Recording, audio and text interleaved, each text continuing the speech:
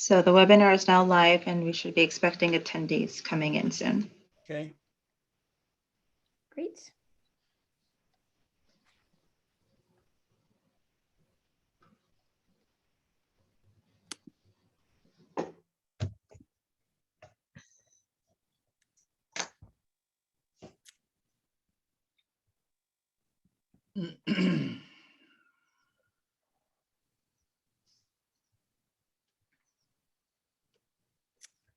What do you say, Ben? Do you want me to get going or do you want me to wait for Larry?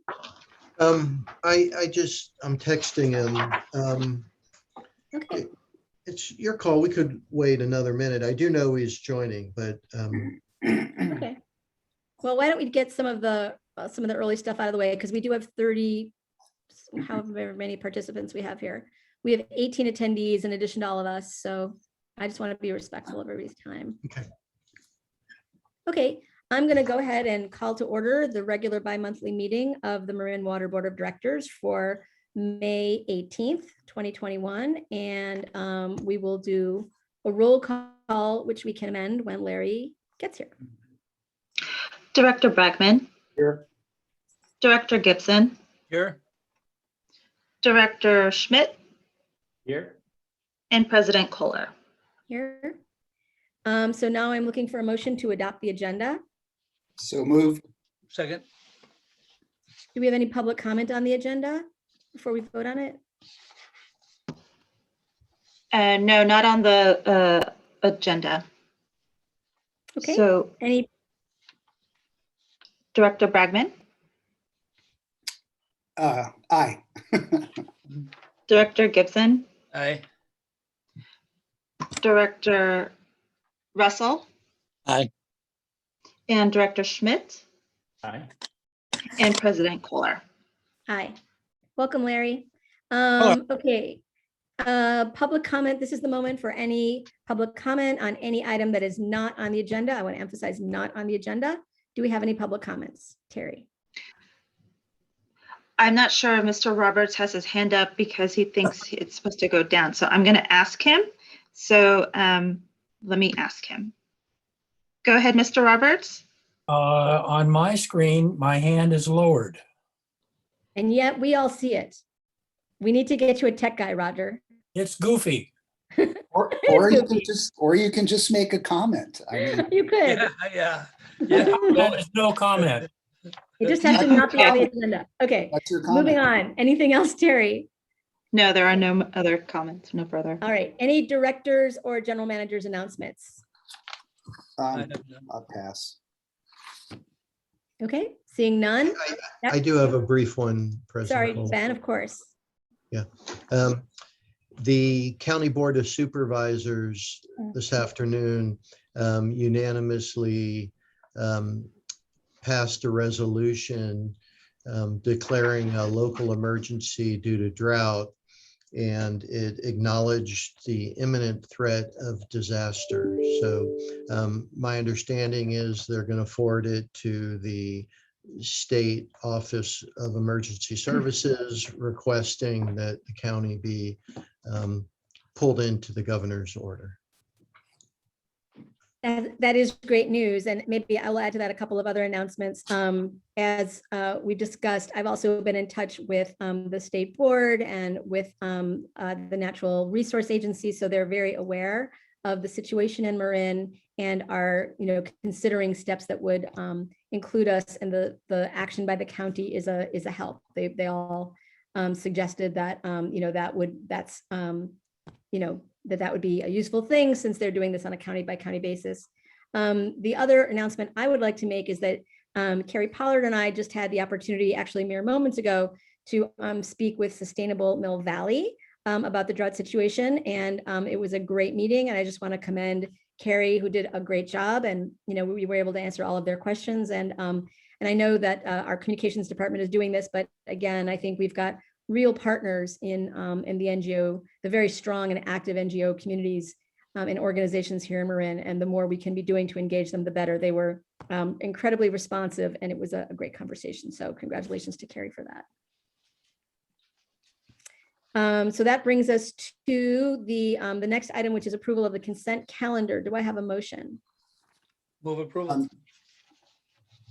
I'm going to be abstaining on item 6. Okay. Does that mean you want us to take that off the consent calendar and vote on it separately then? I believe we should Molly? do that, President Kohler. We should take a separate vote on the remainder of the consent calendar and then a different vote so that we can have a split vote. Okay. Okay. I'll move approval on items 1 through 5 on the consent calendar. Second. Okay, do we have any public comment on that item? None. Okay, then we need a roll call. Director Bragman, Aye. Director Gibson, Aye. Director Russell, Aye. Director Schmidt, Aye. and President Kohler. Aye. So I now am looking for a motion on item 6, authorizing the general manager to execute agreements for water treatment chemicals in the amount of 1.4 million. Move approval of item 6 on the consent calendar. Second. Do we have any public comments on this item? None. Director Bragman, Abstain. Director Gibson, Aye. Director Russell, Aye. Director Schmidt, Aye. and President Kohler. Aye. Thank you. This brings us to the regular calendar and the drought update. Okay, good evening, Board of Directors. Lucy Croy, Water Quality Manager. I'm pulling up my screen. Let's see, here we go. Okay, tonight we have a update on the drought and drought conditions. First, we'll start off with a review of water supply conditions, and then we'll move into an update on water supply projects and initiatives that have been going on internally. We usually give an update on conservation outreach, but tomorrow you'll receive a more detailed update at the communication and water efficiency committee meeting tomorrow morning at 9:30. After the update on the water supply project, we'll move into an update, or we'll move into a discussion on the drought conservation targets for customers. And then end on a discussion on next level of increased conservation if needed at that point. So starting off with an update on water supply conditions. This is an updated chart through the first weeks of May. And as you can see with the green line in the middle of the chart, the total reservoir storage has continued to trend downward at a pretty steady rate. We now are sitting just below 39,000 acre feet, which is about 49% of our total capacity. Typically, in a given year, our average is around 90% for this time of year, and we'd expect to have about 32,000 more acre feet, as you can see between the black line up here and the green line right here. So not much has changed. This is still about the lowest reservoir storage going into the summer months since 1983 when the Kent Dam was raised. Rainfall, not much has updated since last month. We did receive a little bit, about 0.3 inches in the middle of April, but average rainfall has continued to remain steady, about 40% of average at this point, and about 4 inches below the 1976-77 total, which is historically our drought of record. So continuing to stay below where we would hope to be. This is the monthly potable water production through April. So this is showing the total amount produced from our treatment plants through the first few months of this year compared to previous years. And we see quite a bit of variability in the first few months of the year through April and May even. And we'll expect it to steady out in the summer months. And in February, we saw a decline of about 17% from 2020 and about 10% in March, and then a little bit about a jump of 9% in April, which was a little bit alarming at that point. But then, you know, what we did was we looked at a week by week analysis of what the production has looked like since then. So looking at data, our production totals since the late of April through the middle of May, where we sit now, we've seen that our production is dropping as compared to 2020 and compared to the 2018-2020 3-year average or so. We know that 2020 was a little bit of an anomaly with production jumping up quite a bit with the COVID pandemic. So looking at other years as well.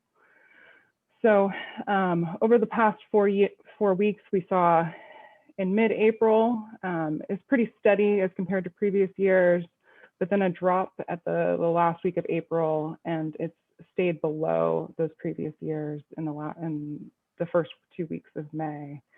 So hopefully that will continue the trend moving ahead.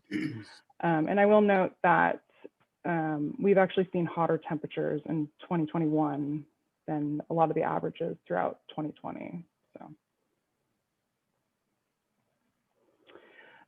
this projected reservoir storage chart is still showing our actual storage through the beginning of May, and then projecting down through the fall, which we expect to remain relatively steady with no rainfall expected throughout the summer months, and then splitting off into 3 heads of 25% rainfall, 50% rainfall of average rainfall, the blue dashed line, and then a green dashed line showing our average rainfall. This blue line is showing what our projected conservation, the impact of our conservation at 40% target, given an assumption of receiving 50% of average rainfall, which is about where we've hit over the last few months. So that's showing us going into the fall, winter months, a little bit below 30,000, even with conservation. Can I ask a question before we go on? It would be really helpful if we could carry this projection out through the next dry part of the year. I'm really, of course, we're hoping for an average rainfall year coming up, but you know, even if we get an average rainfall year, we're going to, in theory, go through March. I'm noticing that peak is barely crossing over 50,000 acre feet, which is not even where, you know, which is roughly, you know, a little above where we are today or where we were in that same time period this year. It just concerns me that we want to maybe be thinking of what kind of decisions we're making now with a 1.5 year forward forecast. Okay. We'll look into extending that timeline a bit more. So updates on our water supply initiatives.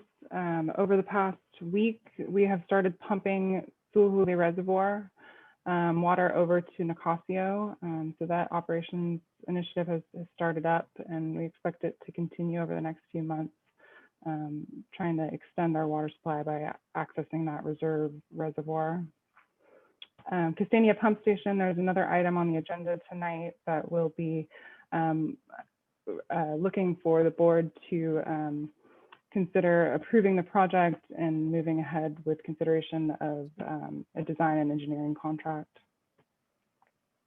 With environmental releases, we've been moving ahead with that technical study as well, looking at the stream flow in that creek, in the creeks as well, and have been meeting with the resource agencies over the past few weeks, and as well as meeting with the Lagunitas Technical Advisory Committee. With the consideration of multi-year droughts, really looking at if the dry conditions continue from this second year of a dry year into a third year come December, looking at the feasibility of a temporary desalination or water transfers. So we have been continuing to look at those projects, and we'll be bringing back an item in June separately to discuss that. Lucy, does water transfer include the groundwater project from Sonoma? I think for water transfers, we're looking at any kind of transfers that we can get from any direction at this point. Looking at any kind of agencies from, accessing water that's available to us at this point. I don't think there's any restrictions. Yeah, I just wanted to note, if I could, Lucy, Yeah. that the groundwater storage project that we've been talking about, that really is a longer term effort. These transfers are unlikely to come from groundwater. We're really looking for someone that has some water rights, and typically it's an ag user that may elect to fallow their fields and free up some water for a cost, of course. But in an emergency situation, that's typically the approach, and that's what we're looking at. But as Lucy noted, we are going to bring a separate item to the board, providing an update on what these two concepts look like at this point, the feasibility efforts that staff has looked into, and talk about next steps with the board. Well, Ben, the only way the water is going to get here would be from the North Marin line. Right. Right. Or the pipe on the bridge is the other, where you probably have opportunity to access more opportunities for water supply, but we'll dive into that. It's as you all know, it's a very tough project in many ways. Okay, Ben, thanks. So I think at this point, I'm going to hand it off to Carrie. Carrie's going to hit on drought conservation targets. Apologize. Thank you, Lucy. Carrie Pollard, Water Efficiency Manager. So I'm going to cover the conservation goal. So just as a reminder that the board has adopted a 40% reduction goal from all customers. We want to just reiterate that this is district-wide. We're of course not asking every customer to reduce by 40%, because we acknowledge that some customers have more capacity to save than maybe others. And we'll talk a little bit more about that on the next slide in just a moment. We're assuming that if we can achieve the 40% reduction, and we have another similar rainfall year as we've had this past year, on December 1st, we're projected to be at about 30,000 acre feet of storage. We will continue to monitor and report back to the board the status of these conservation goals and how we're doing district-wide. And Lucy touched on that a few slides earlier, as kind of like the initial analysis that's being done, but we're looking for a way to kind of put it out in a more meaningful way to help our customers really visualize and see how we're doing as a community. And so that will come back to the board as well. Next slide. So we wanted to dig into this idea of residential targets just a little bit more and provide some additional understanding. And then the acknowledgement, there's been a 60 gallons per person per day that we've talked about over the past few board meetings. And that's really a gross average gallons per person per day. And so we wanted to find something a little bit more meaningful to help customers understand where they may see opportunity. So looking only at indoor use, right? We've established some thresholds. They would be anything under 35 gallons per person per day would be considered most efficient. Anything under 55 gallons per day would be considered on track. And these are based on industry standards. The 55 gallons per person per day is the state regulation that the district will be required to meet in the coming years. So it seemed like a kind of a good kind of industry standard that we could at least start from. So then if we're looking at only indoor use, it definitely begs the question, well, how do we calculate what our indoor use is? There's really two ways. One would be utilizing the flume meter. The flume monitoring device, which the district is providing an incentive for. It would cost the customer $50, and it would provide real-time data on how much water they're using throughout the day, and would be able to tease out irrigation or be able to refine what water was going to irrigation. The other mechanism would be your water meter, which, you know, every customer has a water meter, and we fully acknowledge that it would take, you know, some effort to go out and read your water meter, but it is a tool, and it is available to customers to utilize. We do have a document on our website that just goes through how to read your water meter, and staff is working on finding a more meaningful way to really help customers walk through what that might look like to actually encourage them and give them the tools to go out and use their water meter as a measuring device to determine where they would fall in this range of most efficient on track, or perhaps they have an opportunity to conserve if they're using more than 55 gallons per person per day. So that's really focused on indoor, but on the outdoor savings, the district is really, we're going to lean hard on the irrigation restrictions, right? We hope that we can get some savings. We won't get some savings as much as we can from indoor, but really get the majority of our savings from compliance with the outdoor restrictions of 2 days a week watering. And so we wanted to bring this before the board just to kind of, you know, get your feedback and you know, acknowledge that we want to move beyond the 60 gallons per person per day, which is that gross average, and really focus on, you know, where there's an opportunity to conserve. We want to help our customers get there. And so with that, I will turn it over to General Manager Hornstein to cover the last few slides. Sorry, can we just stop on this slide? Can you go back to the slide for a second before we move on from that? So I'm a little confused about what you're asking for here, because I think you just acknowledged that what we're looking for is 40% reduction in the district overall, which is on us to figure that out. This seems to be contradicting that. You seem to be saying that we want our residents to actually be figuring out whether they're hitting a 55 GPCD or 60. I mean, I think we talked about this. I don't think this is I'm concerned about this, given that, as you acknowledge, the vast majority of people are not going to go out and figure out how to read their meter. I don't think it's a reasonable thing to ask them to do. It's hard. It's hard. It's not easy.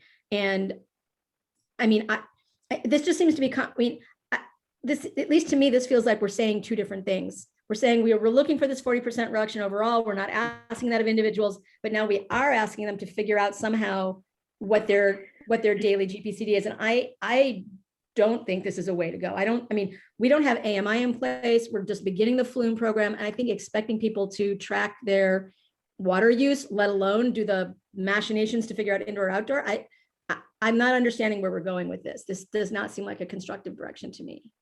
Yeah, so the feedback that staff is getting from customers is, you're telling me to use 60 gallons per person per day, but I'm using less. Does that mean I get to use more? Right? They're just trying to, we're getting feedback from, my staff is getting feedback from customers saying, well, what's efficient? Where should I be? Like, what makes sense for indoor use? And that's really what we're trying to just help provide some education and tools for customers to have a better understanding of where they are, where they might fall within the spectrum, and where there's an opportunity to save. Fair enough, but that's got to be a very tiny percentage of people who either already have a flume device or on AMI, right? I mean, that's not the majority. So what I'm worried about is the majority of our users who are going to see this and say, how the hell am I supposed to figure out whether I'm using 55 GPCD? I mean, I mean, that's great if we have individuals who are at that point, and by all means, we should be supporting them. But unless I'm seriously mistaken, that has got to be a tiny slice of the public. Right? I mean, how many people have flume devices or similar devices or AMI, right? Are we even at 2%, 5%? Well, I think this is a challenge, but I mean, I could do what I did today, which was to look at my water bill and see where I stand. I mean, that's a different thing. But I'm not sure what other choices do we have? I think we do need to be responsive to the people who keep raising this question about reducing by 40%, right? When they are being very efficient, and we're not talking about them. So we have to give this goal of 40% overall, and then contextualize it individually by saying our goal is 55 gallons per person per day. And that's fine.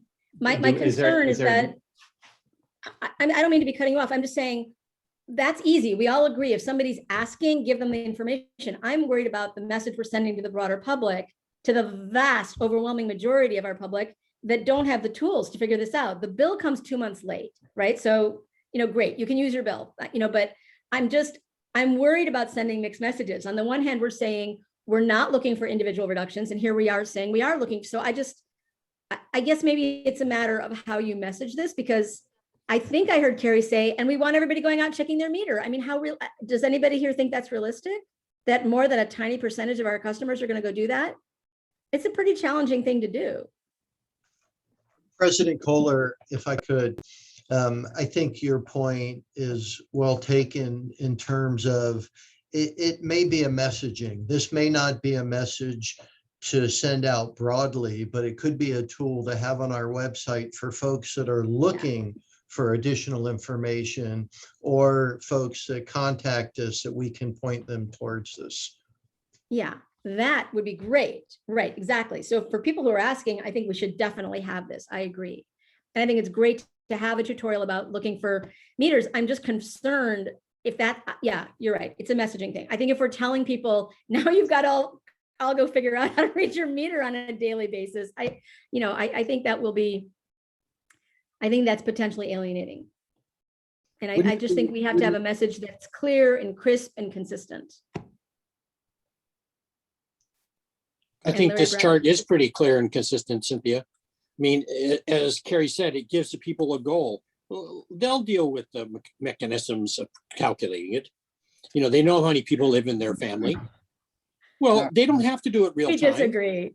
People are not going to go out and check their meter every day. They don't need to check their meter.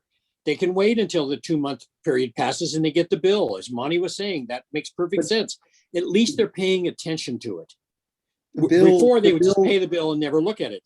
At least they can look at the consumption, divide by the number of people, and get the gallons per capita per day. Sure, it's 2 months late, but that 2 months late is better than never. The bill doesn't break out indoor and outdoor use. And of course not. I think what we need to do is give people a quantifiable goal per person, whether it's indoor, outdoor, combined. I got my bill yesterday. I think it showed we were using something like 155 gallons per day for 4 people. I mean, that's easy to figure out. So I don't know why there's so much reluctance about and concern. I mean, this is good information, like President Kohler said, for that percentage of our customers that are that granular. But for most people, it's like, give me a number I can remember. I get my bill, I count the number of people in my household, and I figure out where I am. I just don't see why this is such a point of contention here. Well, the concern that I have is that I don't want us to be sending mixed messages. And on the one hand, saying the 40% reduction is a district-wide goal, and we'll be monitoring that. And on the other hand, say, and you've just got to go and figure out how you're going to get to 55 GPCD, by looking backwards at your bill, right? It's 2 months late. I mean, I think it's a matter of how we contextualize this. Like, if we're telling people it's up to you to figure this out, we need to be very crisp about what we're really expecting. Are we saying it's fine for you to figure this out 2 months in arrears when you look at your bill? If so, we need to say that. If we're expecting them to somehow look at a tutorial and figure out how to read their meter, I think that that's going to cause resentment and a lot of concern. That's my concern. So I think we're all on the same page that we want to give information to the customers, but how we give it and how we frame what we are expecting of them, to me, is the issue. Because I think if we go and we tell the public, we're going to teach you all how to read your meter and you're going to have to go do that every day, every week, whatever it is, I think that's not realistic. No. Do we know how many of the meters are digital? Roughly, Carrie? Are on AMI? No, digital readouts as opposed to the wheels. Oh, I don't know. Because I have an idea. I mean, what if we just ask folks to take a picture of their meter every day and once a week at the same time, Thursday, Friday, Monday, Friday, whenever, and then help them, email it to us and we'll tell you tell me how many people you got. We'll tell you what your GPCD is and we'll send it back to you. I think this curve belongs on the front page of the webpage. I think it's a good, helpful tool. And, I think the details will work themselves out. Yeah. I agree with half of that. I agree that it's a helpful tool. I agree that it should be on the webpage. But you're not convincing me that telling people that they're just going to figure it out. They're not all you. They're not all engineers. I mean, my guess is that, well, Ben, you tell me, how many people do we think know where their meter is and would know how to read it, would know how to take a picture of it? And is that what we want to be doing right now? Is that where we want to be putting our resources? Is that the message? We need messages for our constituents that are clear. And this message to me right now is not, right? If we want to put this in the context of, if you are somebody who has a flume device or AMI, or you're totally cool, figuring out where your meter is, here's information for you. But we need to somehow convey to everybody else, we're not requiring you personally to figure out how to get down to 55 GPCD. And if we are, we need to say that, because right now, this feels like this feels muddy to me. I don't know what's being expected of me. It's one thing to say, if you want information, here it is. This is what we're hoping you'll get to. It's another thing to say, go figure it out. This is what you need to do, and we're requiring it of you. Do you have a suggestion about how, I mean, I hear what you're saying, and I hear you wanting to make it more accessible for a broader number of our customers. With the limitations that we have, do you have an idea about how to make it more accessible? Are you asking me? Mm-hmm. He is asking you, yes. Oh, to me, this is a comms issue. This is a matter of what exactly do we want our customers to do? Because honestly, sitting here right now, I don't know. This looks to me like we're saying we're setting a target for indoor use, and all of our residential customers have to figure this out. And you've all got to figure out how to read your meter or how to take pictures of it or whatever. So all I'm saying is that the message? Is that what we're telling people they have to do? Because that's very different than, if you want to figure it out how much water you have, here's or how much we want you to use, here's the information. So this to me is a comms issue. I think we need to figure out what it is we're asking them to do, and then ask the comms team to put that, to put that in a context that's meaningful to people. So Why aren't we you guys telling tell me, people- is this what we're asking? Why aren't we telling people? Go ahead, Jack. Why aren't we giving people different tools to do it? I mean, some people will go read their meters. So we're given a variety of tools, and those that are more comfortable with one tool will use it. Those that just want to read their bill will do it. The point is, we want them to give their best effort to calculate what they're doing and how to improve it. Well, then I think Jack's kind of hit on the answer to my question, right? I think the way to frame this then is, this is what we'd like everybody to do. We want everybody to get to, 55 to 60 GPCD, and then list the tools. If you have AMI, you can do this. If you have a flume, you can do that. If you don't, you can just use your bill and calculate backwards. And if you're super ambitious, you can go, look at your meter. So, I mean, that would be the context. Like, here's the different ways you can do this. But I'm concerned with the impression that this is what we're now requiring you to do. I don't think anybody's gonna think. The intent was not that we would require Residential targets for indoor use. This tells me that this is what I'm supposed to do. Carrie, I would just note that this was great feedback for staff. And I think we have a sense of how we can harmonize the perspectives. And I think generally we are all on the same page, that we want to give our customers tools. What we don't want to do is confuse them or kind of set them up to do something they aren't comfortable with. So I think we can work on this. Okay. But in the interim, I think we should get it on the webpage. That's fine, but this is a tool. The bill is a tool. Absolutely. Absolutely. It's an easy tool to use if we can just agree on an amount that people should be shooting for, gross amount.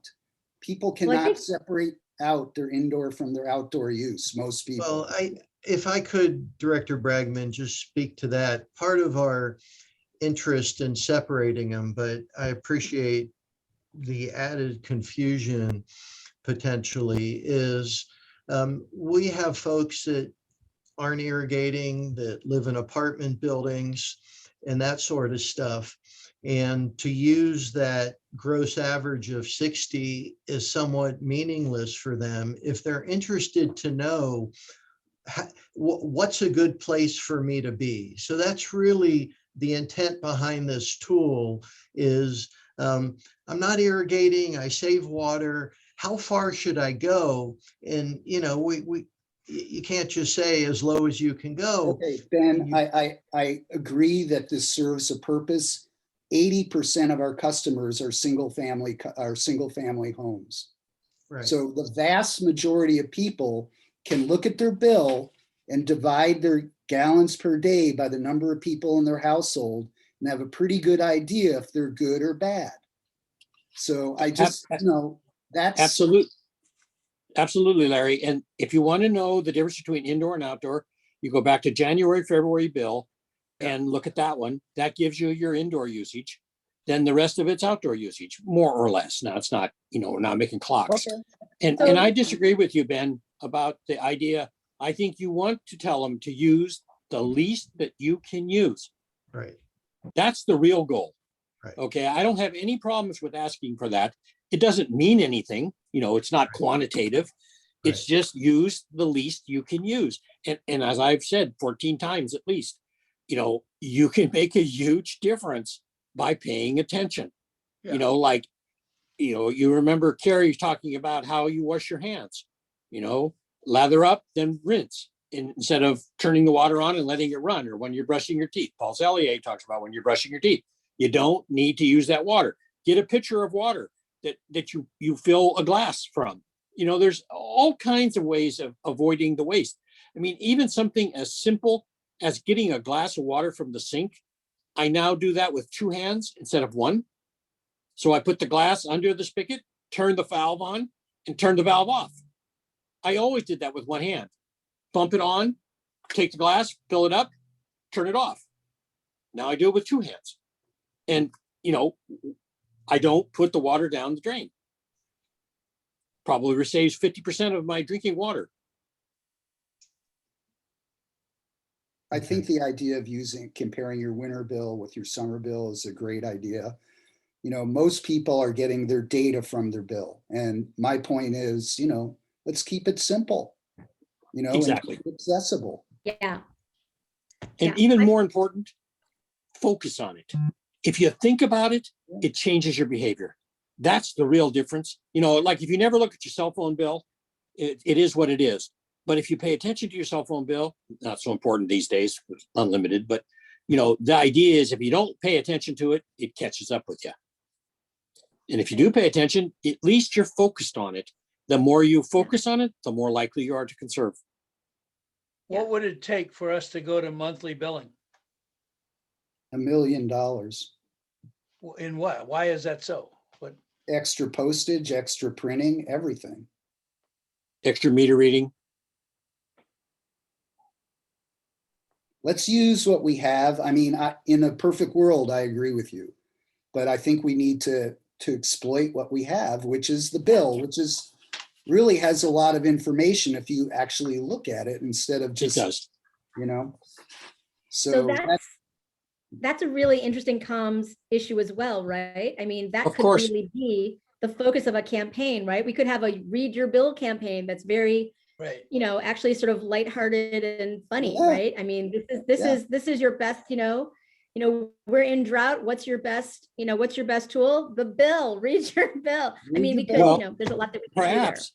Perhaps, Cynthia, we could even go one step further. I don't know what would be involved in doing this, but we could put a little chart under the bill, under the usage, and have, if you have 1 person, you're using this much GPCD. If you have 2 people, you're using this much. If you have 3 people, you're using this much. You have 4 people, you're using this much. And it does the calculation. So people don't even have to think about it. Over the last 60 days, you used X. And if, like I say, if you have 1 person in your household, you use this much, 2, 3, 4, 5. Right. Yeah.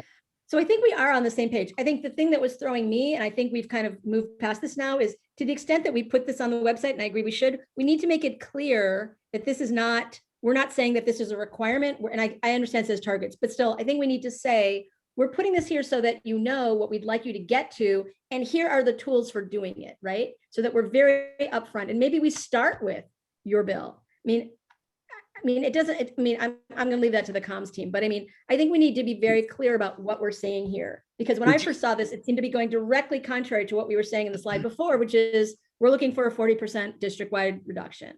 So Would you feel better, Cynthia, if we had a residential goal for indoor usage as opposed to I'm not target? gonna quibble over the words, You just don't as care. long as Okay. we provide more context about what it is we actually want people to do. And I think we're on the same page about that. However, people are going to get their information. What I was alarmed about was hearing, and now everybody's got to go figure out their meter, because I just don't want to set ourselves up to fail, because Larry's right. 80% of our customers are residential. And my guess is some very large percentage of those folks are not going to be out there every day looking at their meter. They're just not. You know, kudos to the ones who do. Yay, let's give them prizes. But I just don't think, I think we need to be realistic and, you know, and understand that most people are living their lives. They've got a lot going on and they're not going to be going outside every day to look at their meter. It may not be convenient, you know, for most people. It can be a hassle. But then we can put the full court press on the flume, huh? Yeah. Absolutely. Because that eliminates the task It of going out absolutely and reading your meter. I don't think does, we're going to be absolutely. selling 60,000 flume devices. I'm sorry. Everybody gets a bill. Everybody already gets a bill. They don't need to buy anything. Right. They don't need to get techie. They just Right. need to read their bill and divide Right. it by the number of people in their household. Very easy. Right. And we just need to say that. We're just not saying that here. So I think we have consensus. I hope so. I think we do. We just need to be clear about what we're asking people to do. That's all. Ben, do you feel like you've understood where we've landed? Yeah, absolutely. Okay.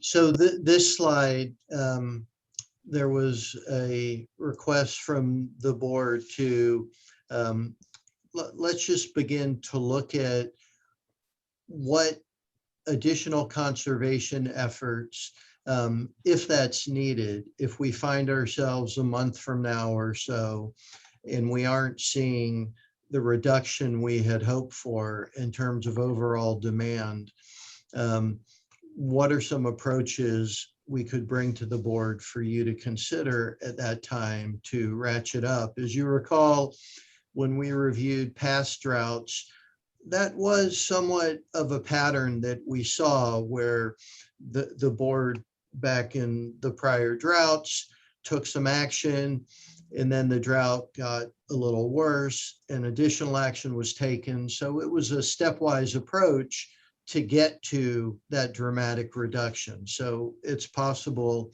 that's where we would find ourselves. So anyway, in response to that request, you know, we could certainly go back and think about, instead of 2 days, 1 day, and potentially even designate the days if we felt that that would help in monitoring and potentially enforcement, if that's where we found ourselves. The next step in terms of outdoor irrigation would be no outdoor irrigation. That certainly is a possibility. That's probably farther down the road once we see how this winter looks. Per capita or household allocation, again, that's kind of anticipating potentially if we're in December and it's another dry year. Again, this mirrors to some extent what was done in past droughts. And really, this does get to the prior discussion of if we were requiring and limiting a per capita or household allocation based on number of people, or based on their historical, a percent reduction from their historical average, certainly people would be interested to know where they are. So the direction we're going does feed into that to some extent. We're going to be talking later tonight about restrictions on new connections. And there was some discussion at an earlier board meeting of considering eliminating the summer allocation that we provide, which is primarily for irrigation, which would reinforce the message and be very targeted. On this particular point, this would take a 218 process is our current read. If we elected to do that, we think it could be fairly quick and surgical. So on this one specifically, since it would take some time, I am interested if there's feedback from the board on the timing you'd like for staff to explore this last option. I know this is not going to win many popularity contests, but I think we have to suspend the summer allocation. I mean, it directly contradicts our whole focus here of reducing irrigation use. And here the summer allocation is subsidizing it. Absolutely. If I you couldn't wanna agree talk- more, Larry. If you want to talk about mixed messages, that's it. So, I don't know, what it's going to take to do it. I know people are going to resent, eliminating it, but, we are in a crisis. And when you're in a crisis, I think we learned from the pandemic, you got to be somewhat bold. And, I think we should take it up, and I think we have to take it up if we're going to meet our goal. And, when I look at 39,000 acre feet and trying to get to 30,000 in December with habitat releases, it's not going to happen. We're going to be down at 25,000 acre feet in December. And we're really going to be shaking in our boots. So, that's an interesting point, Larry. I'm looking at the total reservoir storage curve that we saw a few minutes ago, the one you asked to extend, or at least one of them was asked to be extended. It's quite interesting to look at the improvements the district made from 76, 77. On the same day in May of 76, 77, we were at 13,000 acre feet of storage. Today, we're at, as you just mentioned, 39,000, 40,000. So we're 25,000 plus higher in storage than we were in 76, 77. And that's because of the construction of Sulahuli and the construction of Nicasio and the connection to the Russian River Aqueduct. So, the good thing is, and I think the district, we should definitely clap for the people that sat on this board before us, except for Jack, he's been there the whole time almost, but we should say that, they did a great job of moving us forward from 76, 77. That's why we have some breathing room that we wouldn't have had at all without those additions. So just a food for thought. okay. And I'm not casting aspersions at the district. I'm just doing the math. And, I didn't take it that way, Larry. I didn't take it that way. That just sends a financial signal. And that can help. I think that the question I would have is, do we think that would be sufficient enough to change behavior and get us what we really need, which is a significant reduction in consumption? I don't know the answer to that. Well, the problem, I don't think it's any. The problem with that, yes, the answer is it will. But the problem with it is you find out about it 2 months after you did it. Mm-hmm. So, yes, there's going to be blowback. Absolutely. But I agree completely with Larry Bragman that we're sending a terrible message by discounting the summer usage. I think it's just the wrong approach. Right. Completely. Yeah, I agree. I do think we're all on the same page that we need to move in that direction. And I think, Monty, my feeling about your question is that it doesn't matter to me whether this one action will get us what we need, because I don't think any one action will. It's going to be the combination of actions. Yeah. It's going to be the combination of cutting back on the summer allocation, plus the incentives that we're providing, for flume and ratio and, turf change out. It's going to be some magical, we're not going to know exactly how much each of our individual actions are contributing. It's going to be the package, I think. So for some people, the price signal is going to be everything. For somebody else, the incentive is going to be everything. For others, they're going to go read their meter or whatever it is. I think we have to really take an all of the above approach. I agree. I agree. It was more of a question of what we thought, how substantial this one thing that we've been talking about would be in the spectrum of things. Looking up the list, limiting irrigation to 1 day per week and no outdoor irrigation at all. I wonder, I look at those two and they're of course very drastic. And for a lot of people, and the argument we heard earlier is that if you limit things to 1 day per week, you're basically, you're verging on, you're going to have high mortality in people's plantings, which I get. I wonder whether something similar along those lines, but different, it would be no irrigation of lawns. And therein, if people have trees and landscaping that are on drip, I mean, lawns are the largest consumer of outdoor irrigation. If people are going to, it kind of begs the question, do you want to risk losing almost all of your landscaping, or do you want to just risk losing your lawn, which might be easier to bring back than it is to replant decorative trees and other such things? Or risk losing your drinking water, Monty. Oh yeah. I mean, yes. That's of course the driving concern. I'm just wondering whether that is worthy of considering, instead of limiting irrigation to 1 day per week, whether moving to no irrigating of lawns. I think it's a great idea. I think it's a really good idea. And Or do we take I wasn't sure if all of these restrictions were in keeping with what we currently have, which is we're exempting hand watering, for example.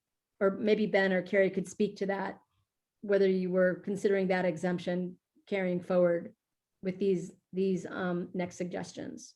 Yeah, or Cynthia, or do we just let people use the water they wish as long as they stay down to the GPCD? Right. You know, that's the other way. They decide they want to water their plants more than take a shower. It's okay, you know. Right. Well, if you take away the summer allocation, they're going to have to start making those choices. Right. Absolutely. Well, it depends. Maybe. You know, I would assume, and we should be watching this like a hawk, that there will be no tier 4s. Okay. Yeah. I mean, you know, logically, right? Yeah. The only reason you're a tier 4 is irrigation. So based on the discussion, what I'm taking from this is staff should proceed pursuing the summer allocation, pausing the summer allocation. And so the board understands we'll be doing a kind of a mini COSA to then support the 218, but we've been thinking about, have mapped it out, that it can happen relatively quickly. Of course, there's a noticing period and all that. And, you know, on the 218, and it'll have the protest vote as well.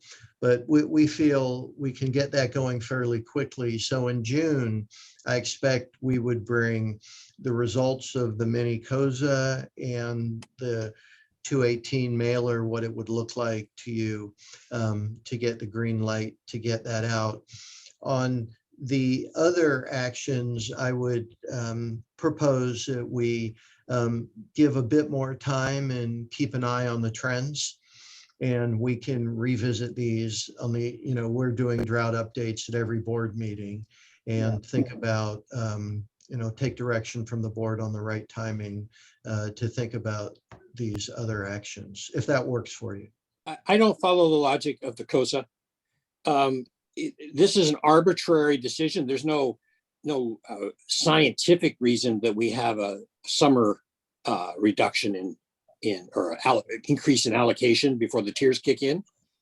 I don't see how it has a cost impact at all, except a positive cost impact. Right. So we know we have to justify any change in rates. Right. I mean, there's Right. no reason to invite controversy around this. That's built fine, into the Cynthia. rate. It's But a fine-tuned machinery, you know, that you start getting in there and tweaking things, and there's ripple effect throughout the system. Yeah. So it's not going to be a huge deal, Director Russell, but as President Kohler noted, it is built in and part of the rate structure.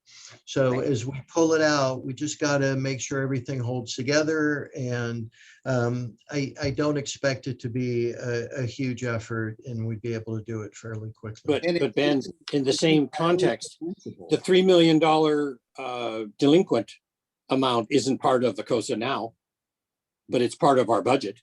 It's part of our reality. So it would seem to me, surely you could balance those two off against each other logically. I think it's essential that we do the COSA. I mean, there's just no reason to invite. There's no reason to invite the country. I mean, I think Ben really made the salient point. I see what you're saying about the deficit, but that's not a rate issue. That's something else. This is a straight up rate issue, Larry.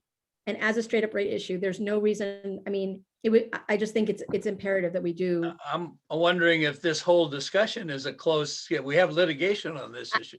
I would agree with President Kohler that we should do the analysis. I've heard that, it was in the last analysis. If it's included in the rate structure, there was analysis done. So, and I agree with Director Gibson that when you make adjustments, you have to then check the work and make sure that everything is in compliance with the 218 requirements. I think that this is very surgical, but we do want to take the time necessary. It's not an extensive amount of time, as Director Hornstein has pointed out. And I think it's important that we do it appropriately and legally, and take a close enough look at it that we're not bringing anything forward that isn't justified under Prop 218. So when does the allocation kick in? June. So it's going to have happened. So we're going to allow it to happen basically, and then change it? Yes, we couldn't even really get the noticing and everything pulled together in time to have that not happen in June. Well, we can't now. I mean, obviously we've done this in February, it would be different. How long does the summer allocation last, Molly? Do you know? I believe it runs to November. November. Okay. So, right. No, I know. Yeah, I know. I will admit to being an only part-time bill reader since I pay automatically online. So I actually have to think about it and go to the website to look at my bill, which I'm sure every single person in the district does all the time. The reason I'm asking about how long it lasts is because even though, we will have missed the opportunity to address this before the allocation kicks in, we still have plenty. There's still a long enough run rate that it would certainly be advantageous to move in this direction. We also advanced it last year.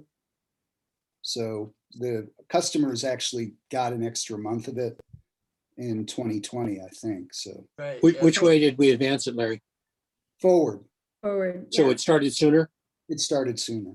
Right. Because I kind of remember July 1st. That's why I was surprised when you said June. That's what you're talking about, Larry, right? Yeah. Can I make a suggestion just in the interest of time, because we have a number of other items? Can we turn to the suggestion about restrictions on new connections? Because that has been the subject of a fair amount of, oops, I didn't mean to move there. There we go. Restrictions on new connection. Well, we actually have a separate item tonight on that. All right, never mind then. We'll wait till we get to that item. I was jumping the gun. There's been a fair amount of interest in that on the part of our constituents, so I just want to be sure we're addressing it. Yeah, it's the next item, isn't it? Okay. Please. All right. I will hold my comments then. And before we leave off this, I want to I know we're hopeful to see a substantial shift in water use in the coming weeks. We're watching it very carefully. I'm encouraged to see some shift over what we saw for April, for the first couple of weeks of May. But we can all do the math. We're not seeing a 40% reduction, and so I want to say what I think we're all thinking, which is we're going to need to move swiftly if we are not seeing the kind of shift in water use that we want to see. And there's a lag effect, of course, of time when we make decisions and when they can be implemented. And so I just hope that when we maybe come back together at our next meeting, if we're not seeing a shift, that we actually really start thinking about what is the tiering of actionable moments when we're only seeing a 10% reduction. Do we set in motion the next step, and what is that, so that we're not losing time? Okay, well, the next board meeting, we'll bring some, a little more information on all these items with suggestions at what point we may want to think about enacting them. And then I'll just hit the next steps. What we aren't covering in this presentation like we usually do, conservation and communications, because we happen to have a board committee meeting tomorrow where we'll be covering both of those in detail. Of course, we'll continue all our outreach efforts and the projects we talked about, and continue to closely monitor the status and report to the board and where we are generally and specifically in terms of our goals. Do we have a finance meeting before our next board meeting? Yes. I think we do, yeah. So could we have some analysis of the summer tier allocation at the finance meeting? That's a great idea. Yes. Yeah, it's 10 days, not 10 days. Yes, short answer is we'll be able to provide a status and schedule of where we are. Okay, so maybe that could tee it up for an action item in June. The other thing I wanted to point out to Molly is I think under the water code, I mean, I know we have to go through 218, but under the water code, I think we have some, I'll call them extraordinary powers, emergency powers, that it would be, I would personally like to see her provide some guidance on. Does the governor's declaration change anything? At this point, Moraine is not called out specifically in the governor's. Well, I know that, but that's what we met on to discuss. Yes, you know. so we expect to be, and I think that also the local emergency declaration the county just took can provide assistance. There are loosening of some of the contracting requirements, I believe, that were addressed. Some of those can be of assistance. We also have emergency provision for some construction contract facilitation in our own code that we can take advantage of. The water code does allow us to enact certain curtailments, as we've done, different measures, and also to consider some of the next item that we're going to be talking about, which is new connections and what measures we might want to put in place there. I'm not sure what other specific things you're referring to, Director Backman. I'm missing something. No, I'm referring to that water code section 350. Yes. Yeah. Okay.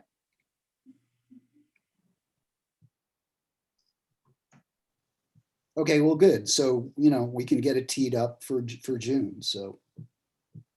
Great. So before we leave this item, I want to check with Terry about whether we have public comments. Yes, President Kohler, we have 3 so far. I'm going to start with Tom Boss, Baron Hamill, then SL Spark.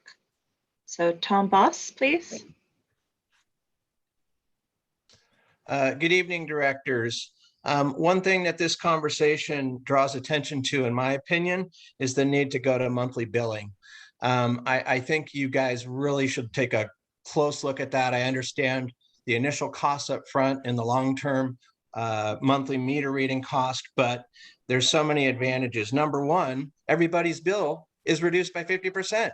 And as Director Kohler pointed out, a lot of people don't pay attention to their bill, the fact that they're paying for 2 months, not one. So I think you're going to have a real windfall there, just in people really seeing what they're paying every month, which is how most bills come, right? I get my PG&E, my cable, everything's monthly. And when I see my water bills comparable, I think, oh, I'm paying the same amount of money. I'm actually paying probably half that. So, and you might need to invest some money initially in incentivizing things like paperless billing and auto pay. I know a lot of our residents are older, maybe not used to that kind of thing, but give them an incentive to do it, and that'll reduce costs too. So really encourage you to take a good look at monthly billing.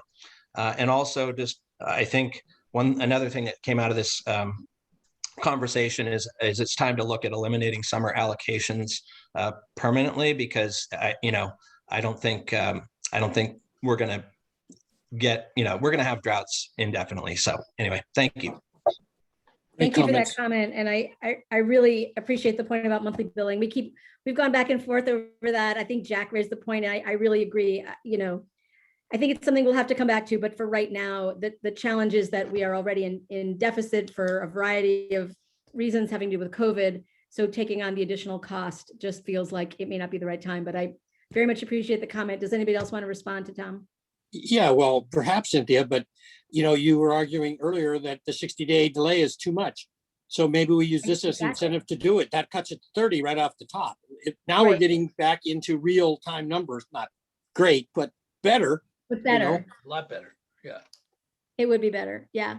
So I think it's worth having the conversation. It's just that trade-off, right? So I think it'd be great, but there is a cost. So there's that. Okay. Do we have another comment? Yes, Baron Hamill. No, I have three more. So Baron Hamill. Thank you. Good evening. There's an old Chinese proverb that says, "We will not know the worth of water until the well is dry."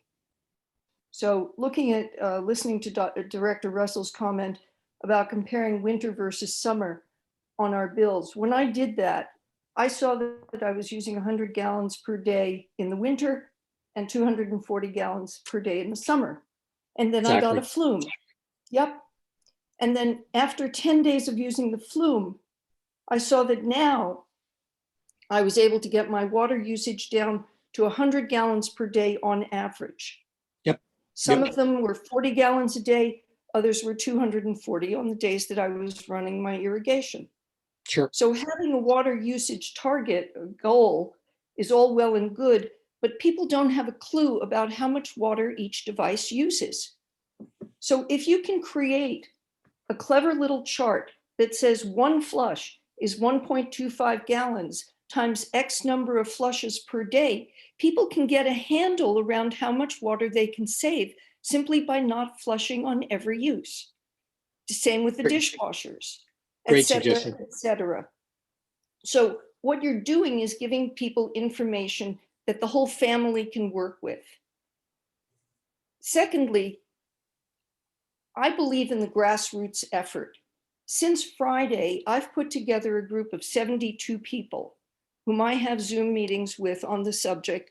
I've created a newsletter. I've worked with your person, Jeannie Belding, on communications programs. If I look at the savings that I've experienced in just 1 week, and I extrapolate it out to the end of October, when the rainy season begins, I'm saving over 17,000 gallons of water. Now, if I can get each one of my 72 people to save that much water, that's 1.25 million gallons of water. And I've asked each one of them to get at least one other household of theirs, friends of theirs, to get people involved on a grassroots level and give them information that's useful for them to work with.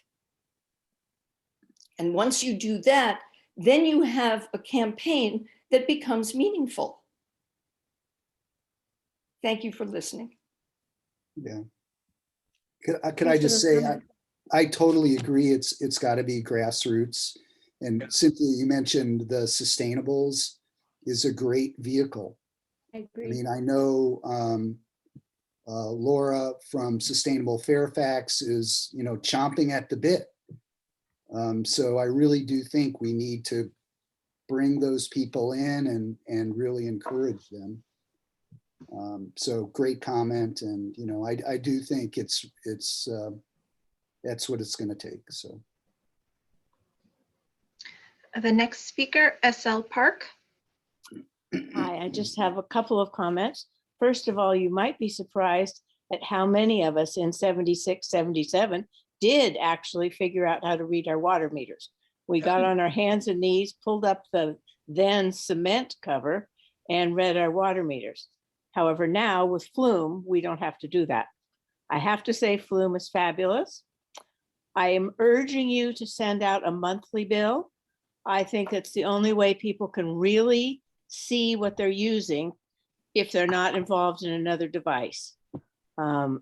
Secondly, I would urge you to send a flyer to every single one of your MMWD people and allow them to actually read what is expected of them, because most of the people that I am in touch with have no idea what's going on.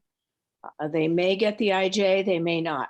And if they don't, no one's going to your website just to check unless someone directs them there. But if they had a flyer in their mailbox that told them precisely what was expected of them and a bill every month, I think you would see better response.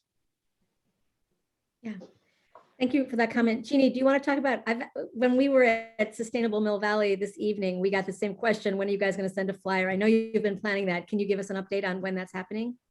Yeah, so far we've sent 2 different bill inserts, but we are sending a flyer. In fact, it's already in the mail. And that was put together after the board adopted the most recent irrigation restriction. So now every household, every renter, every business, every PO box will have that flyer that not only lays out the restrictions, but it also talks about some of the resources and programs and incentives that we have to help, including Flume.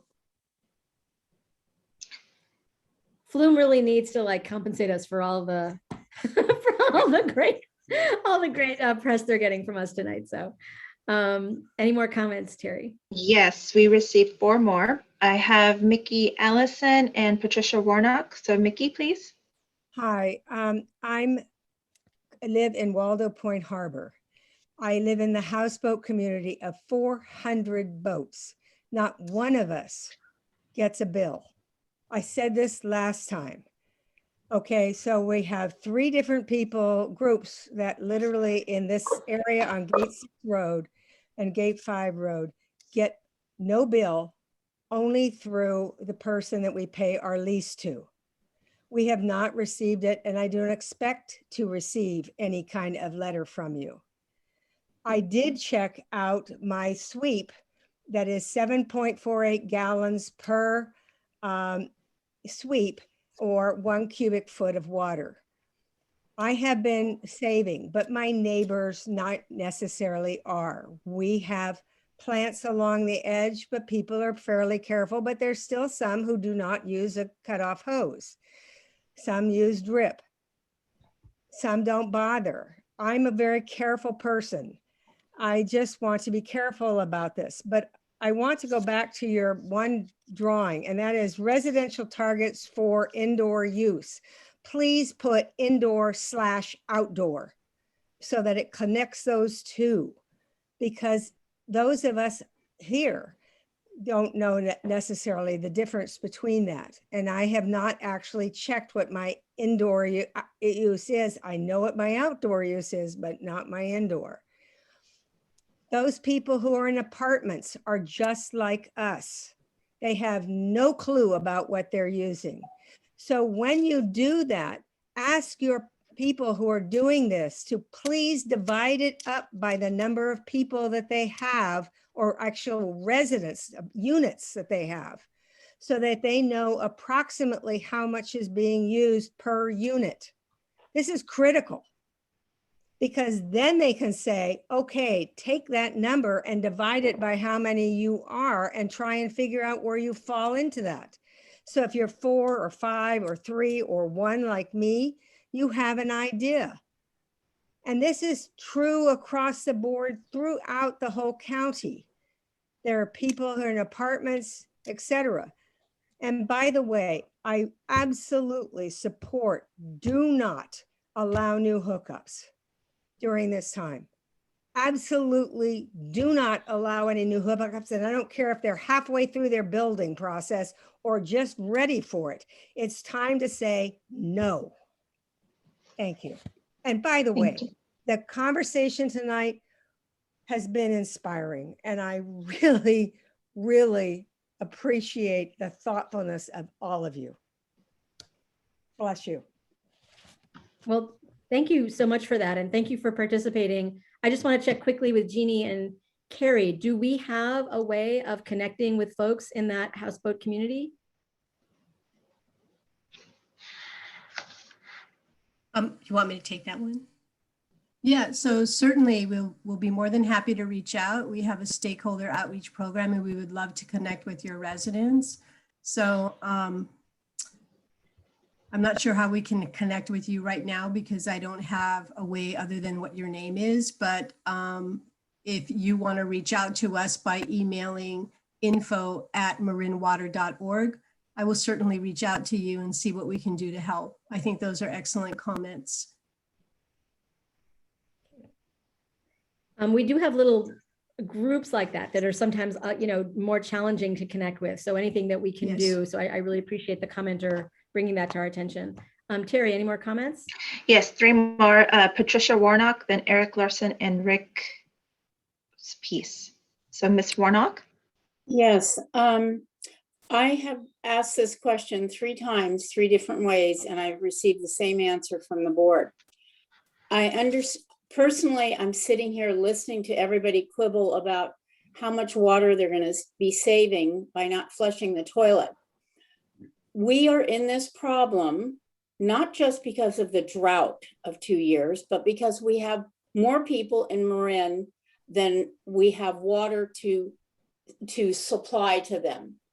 And I know there's a plethora of projects that have been approved in the various municipalities in the county that are going to need water hookups.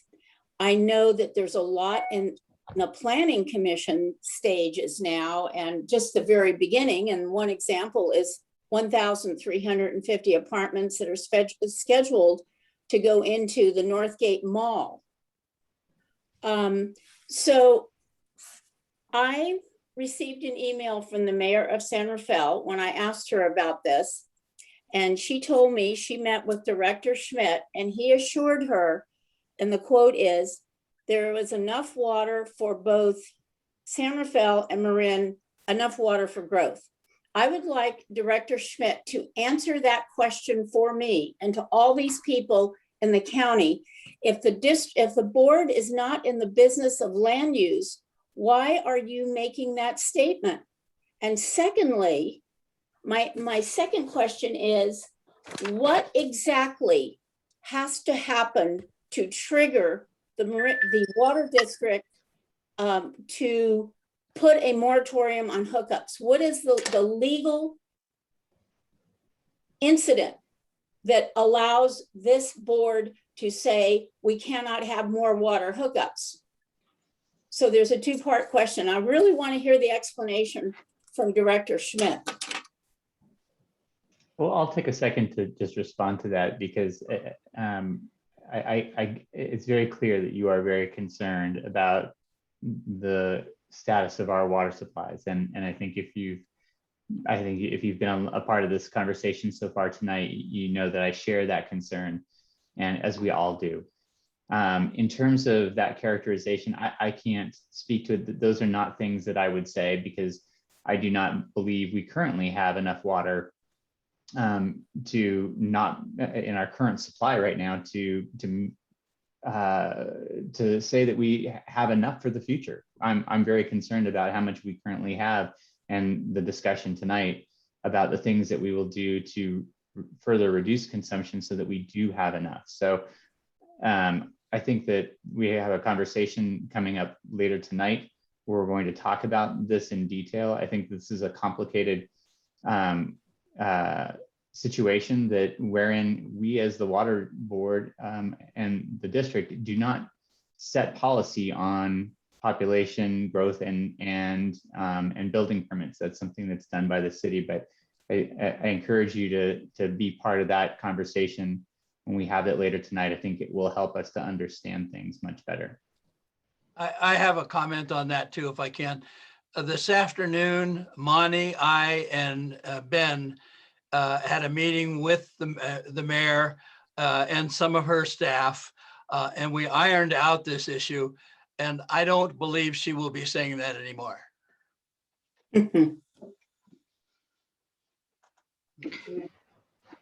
Next comment, Carrie? Miss Warnock, I was going to let her know she had 59 seconds left, so I paused it. If she needed to say anything else. One other thing that needs to be added.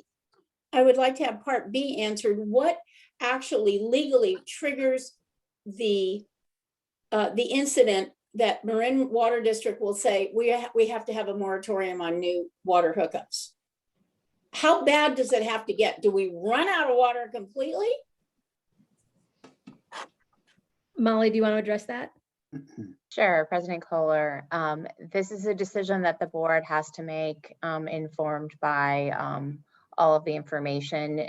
Since the board has declared a water shortage emergency, it is possible to consider different actions with respect to new service connections. And I believe that that is the next subject matter on tonight's agenda. Thank you. One other thing that needs to be clear here. One thing that you have to recognize is that those apartment buildings are on the reclaimed water system, and the majority of their water supply will be reclaimed water, not potable water. Yeah, but we've got just so many. I mean, let's face it.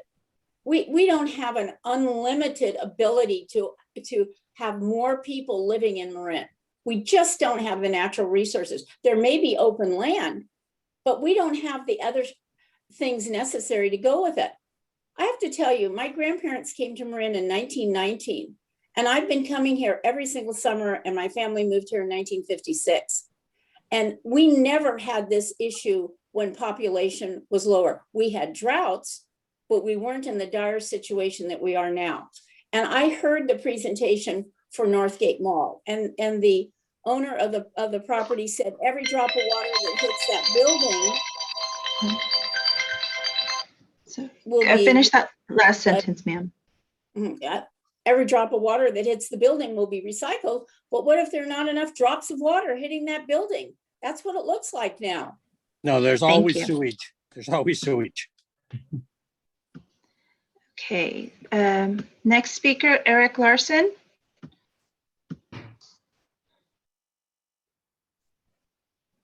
Good evening, Board of Directors and staff.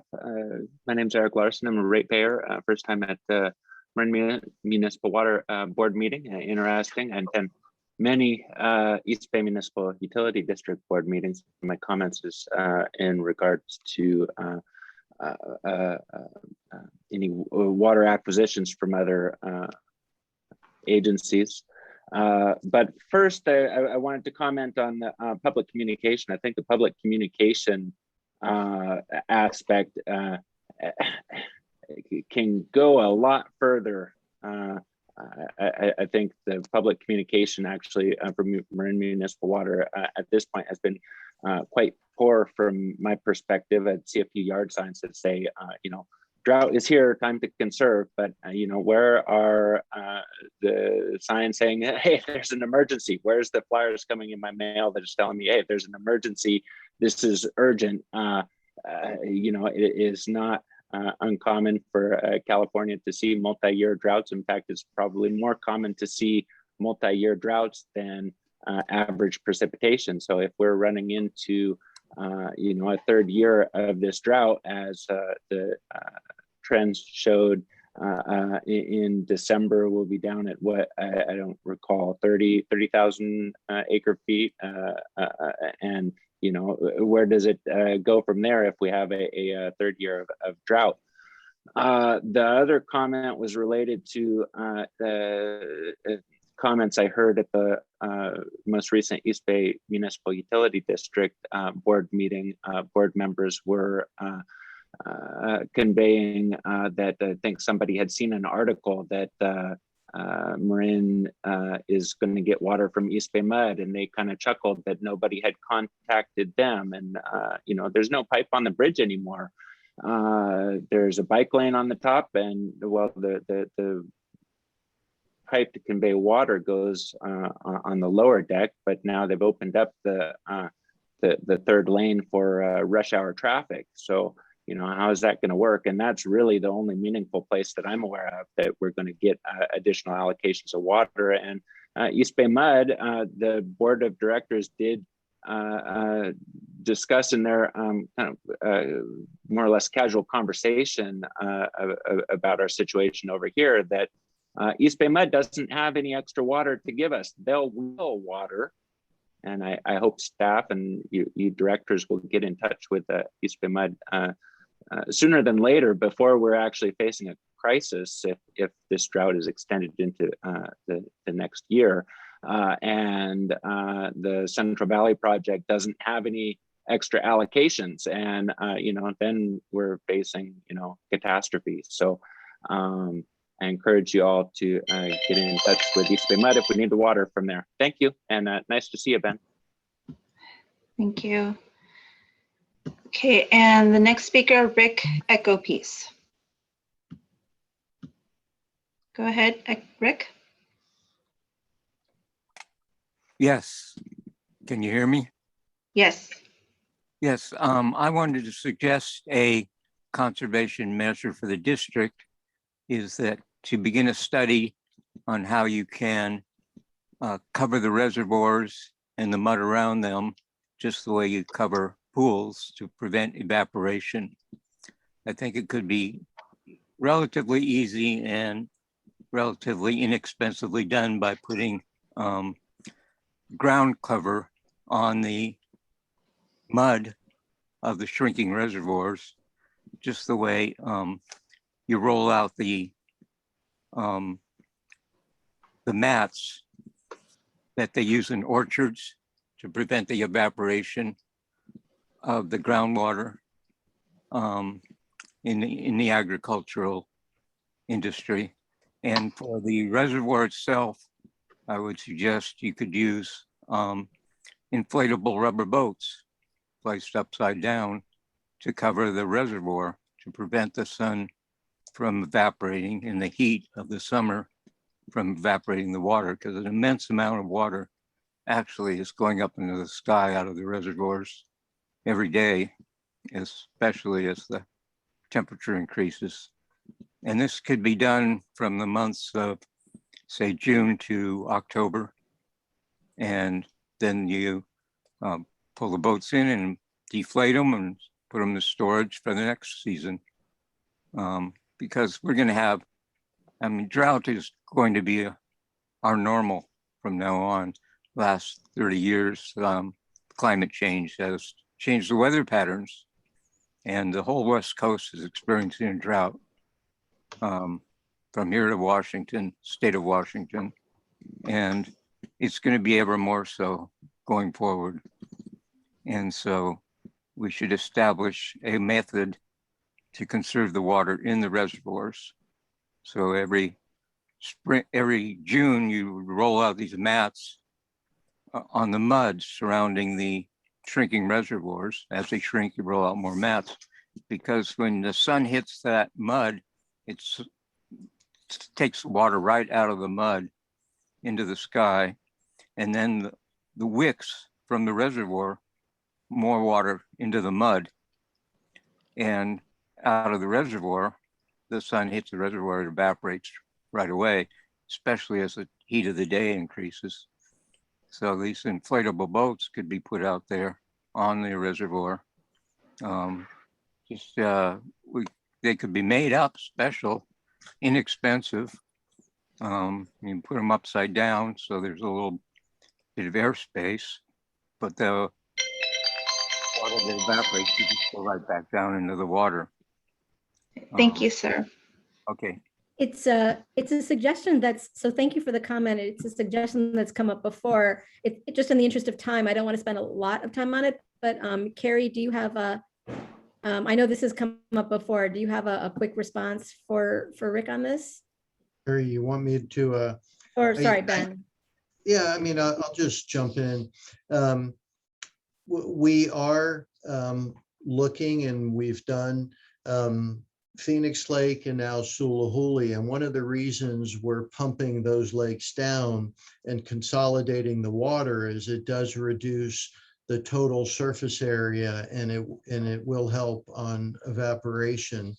I do believe, given the nature of the fisheries that we do have in our watershed, we'd have to be very thoughtful on the impacts of the aquatic ecosystem were we to cover the lakes. But it's a good comment. Carrie, do we Okay. have any more comments on this item? Yeah, I just want to ask Mr. Roberts if he had a question or if he had a comment. Roger Roberts.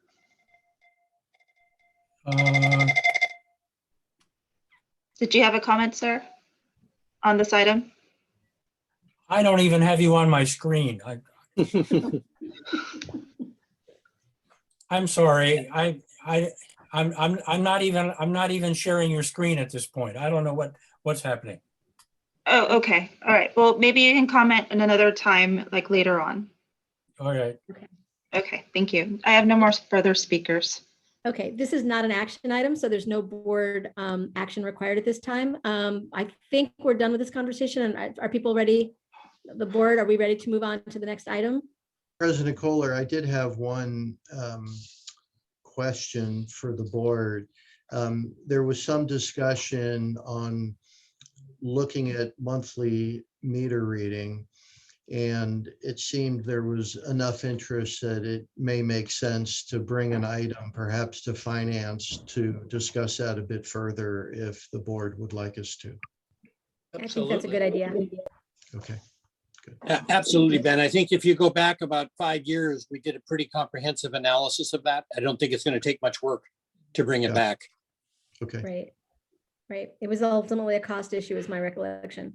Okay, it's 9 o'clock and we are on item 8, options for new connections during drought conditions. This is an information item only. Good evening, board members. Mike Bond, Director of Engineering. I'll be leading the discussion on this item tonight. I'm going to share my screen here.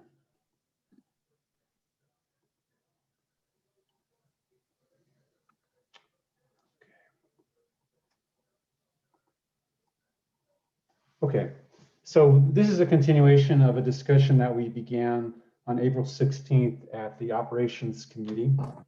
And so tonight we're going to give you just a brief overview of some of the pending development projects that we're tracking. We'll review the options for addressing new connections during drought. And then at the end, we'll have a discussion, and we're seeking board direction on the option or options that the board prefers on this matter tonight.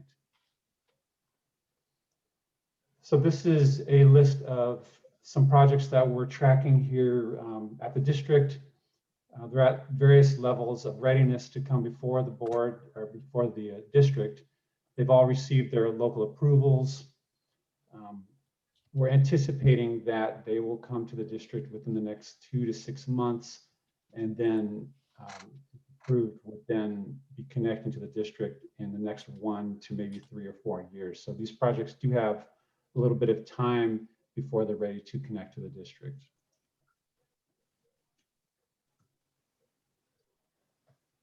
So now I'd like to just briefly review the options we'll be discussing with you tonight about the new connections during drought. So option 1 is the status quo. Option 2 would be additional landscape restrictions for our customers. Option 3 is water demand offsets for new service connections. And then we'll end with option 4, temporary prohibition on new service connections. Mike, I'm sorry, before you go forward, could you go back to that list? Sure. Thank you so much.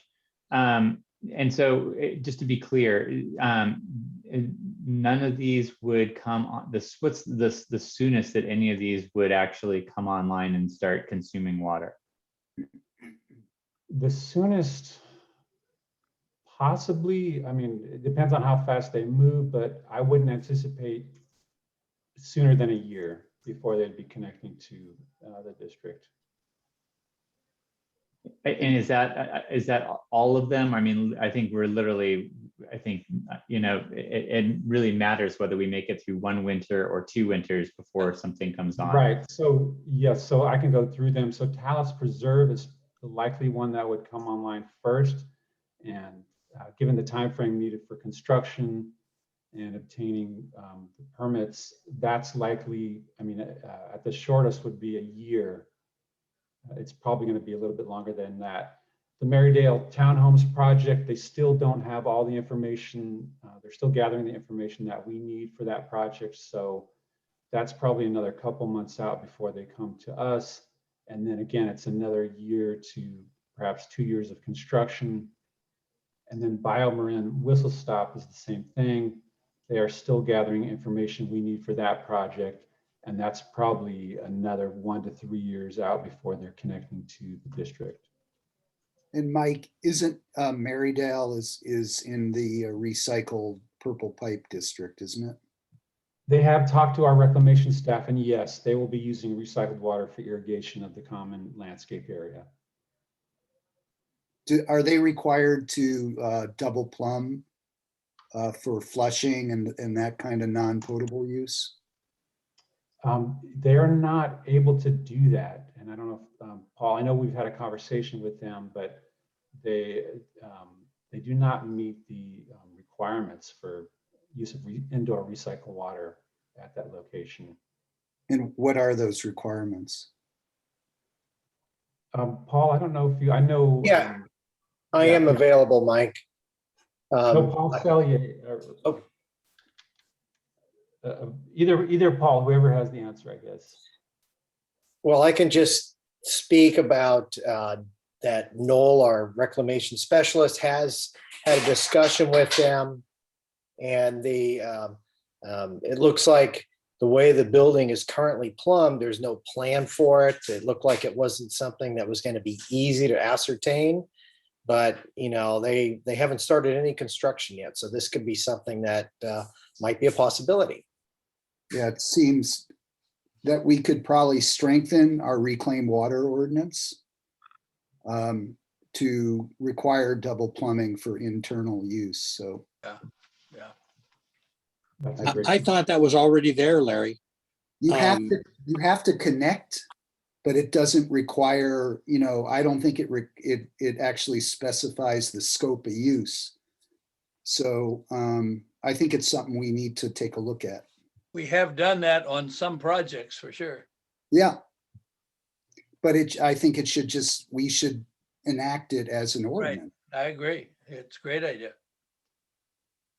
Yes. So Mike, I'm noticing you don't have Northgate on here. Are you going to talk about that, or is that still so far out that's not on your list of projects in the pipeline? Yeah, it's 2025. Yeah. Okay. Just that's what my understanding, but I think it's just helpful for the public to understand them.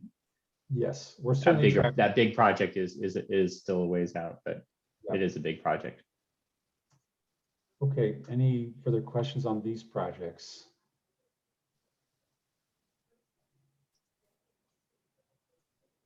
So let's talk about the options tonight. So the first option is status quo. And under this option, new service connections would still be required to comply with our existing landscape water efficiency requirements.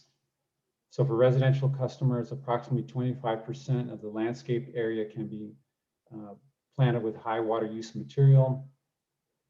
For our commercial customers, that percentage is reduced to 14%.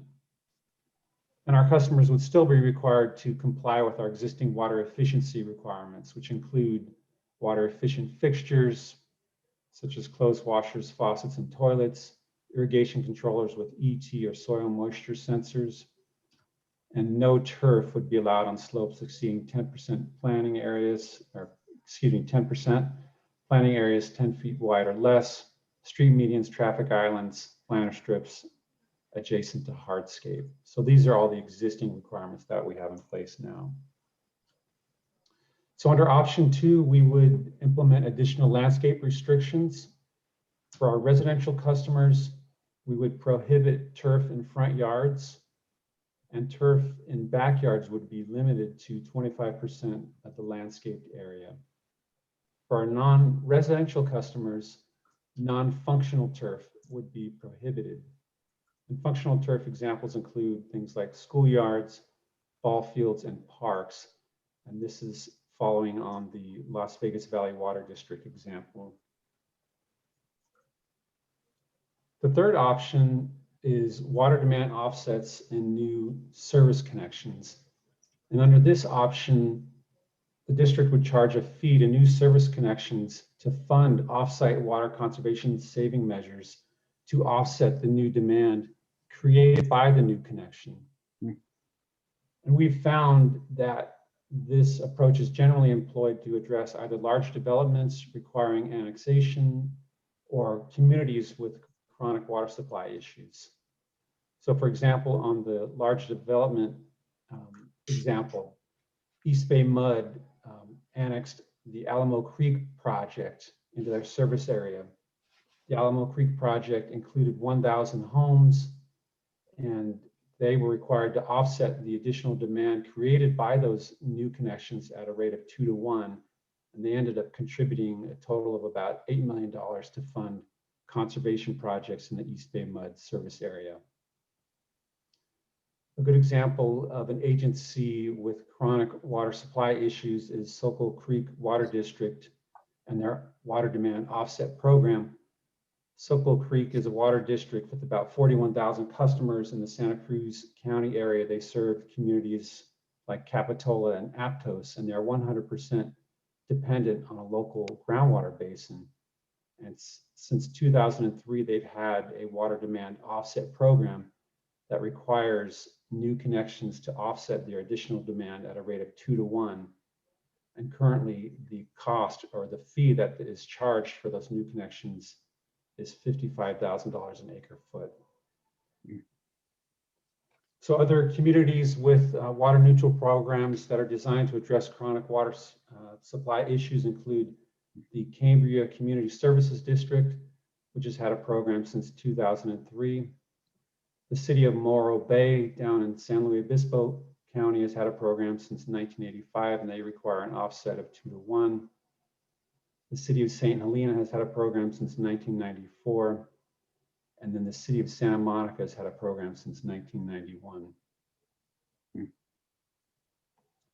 So in order for us to implement a water demand offset program, some of the steps we would need to take would be to identify the range of water efficiency savings programs to be funded by the offsets. So what are these programs and projects that they would be funding to offset the additional demand created by their new connection?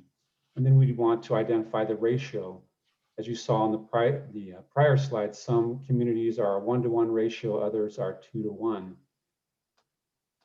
We would also need to prepare a detailed financial study to calculate what the water demand offset fee would need to be paid by the customer. And this would be similar to a water demand or a connection fee. And one of the things that we would want to establish would be a nexus, a clear nexus between the project and its impact on the district. And we anticipate that this would take about 9 to 12 months to complete. And then we'd want to develop the program to implement this. The Sokol Creek Water District has quite an extensive program to implement their program. Mike, can I ask a question about that? Yes. So in terms of that, if you go back one slide, the cost of the program to achieve the result, does that become, I mean, we have conservation programs right now where we offer incentives, and the higher the incentive, of course, the higher the cost per acre foot, so to speak, to use terms that you're using here. Would the study be an economic analysis that basically says if we need to achieve a savings of 300 acre feet, what does it cost? What does the incentive need to be in order to achieve that? Is that? Yes, exactly. Okay, thank you. So option 4 is a temporary prohibition on new service connections. And the purpose here is to prohibit an increase in demand on the district's water supplies by temporarily limiting new connections during drought. And the district in its history has implemented a temporary prohibition twice. The first prohibition was in place for about 5.5 years, from April of 1973 to November of 1978, in response to the early 70s drought. And then in the late 80s, early 90s, we had a temporary prohibition in effect for just a little over 4 years, from February of 89 to March of 93. And implementing both of these required a significant amount of district actions. And so all of the actions, the resolutions and the ordinances that were passed for both of these temporary prohibitions are listed in the agenda report, and also copies of the resolutions and ordinances that were passed are also provided in your agenda report.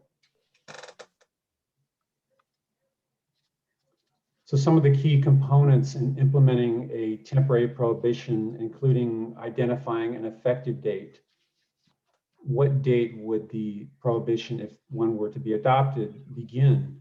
And it wouldn't be unusual to set that effective date out several weeks to several months, just to give the communities time to respond to what's happening. We'd also want to describe the scope of the prohibition. And would the prohibition include exceptions such as pipeline extension agreements or fire hydrants, or perhaps even certain types of development? Once we've identified the proposed code changes, we would need to conduct a notice public hearing.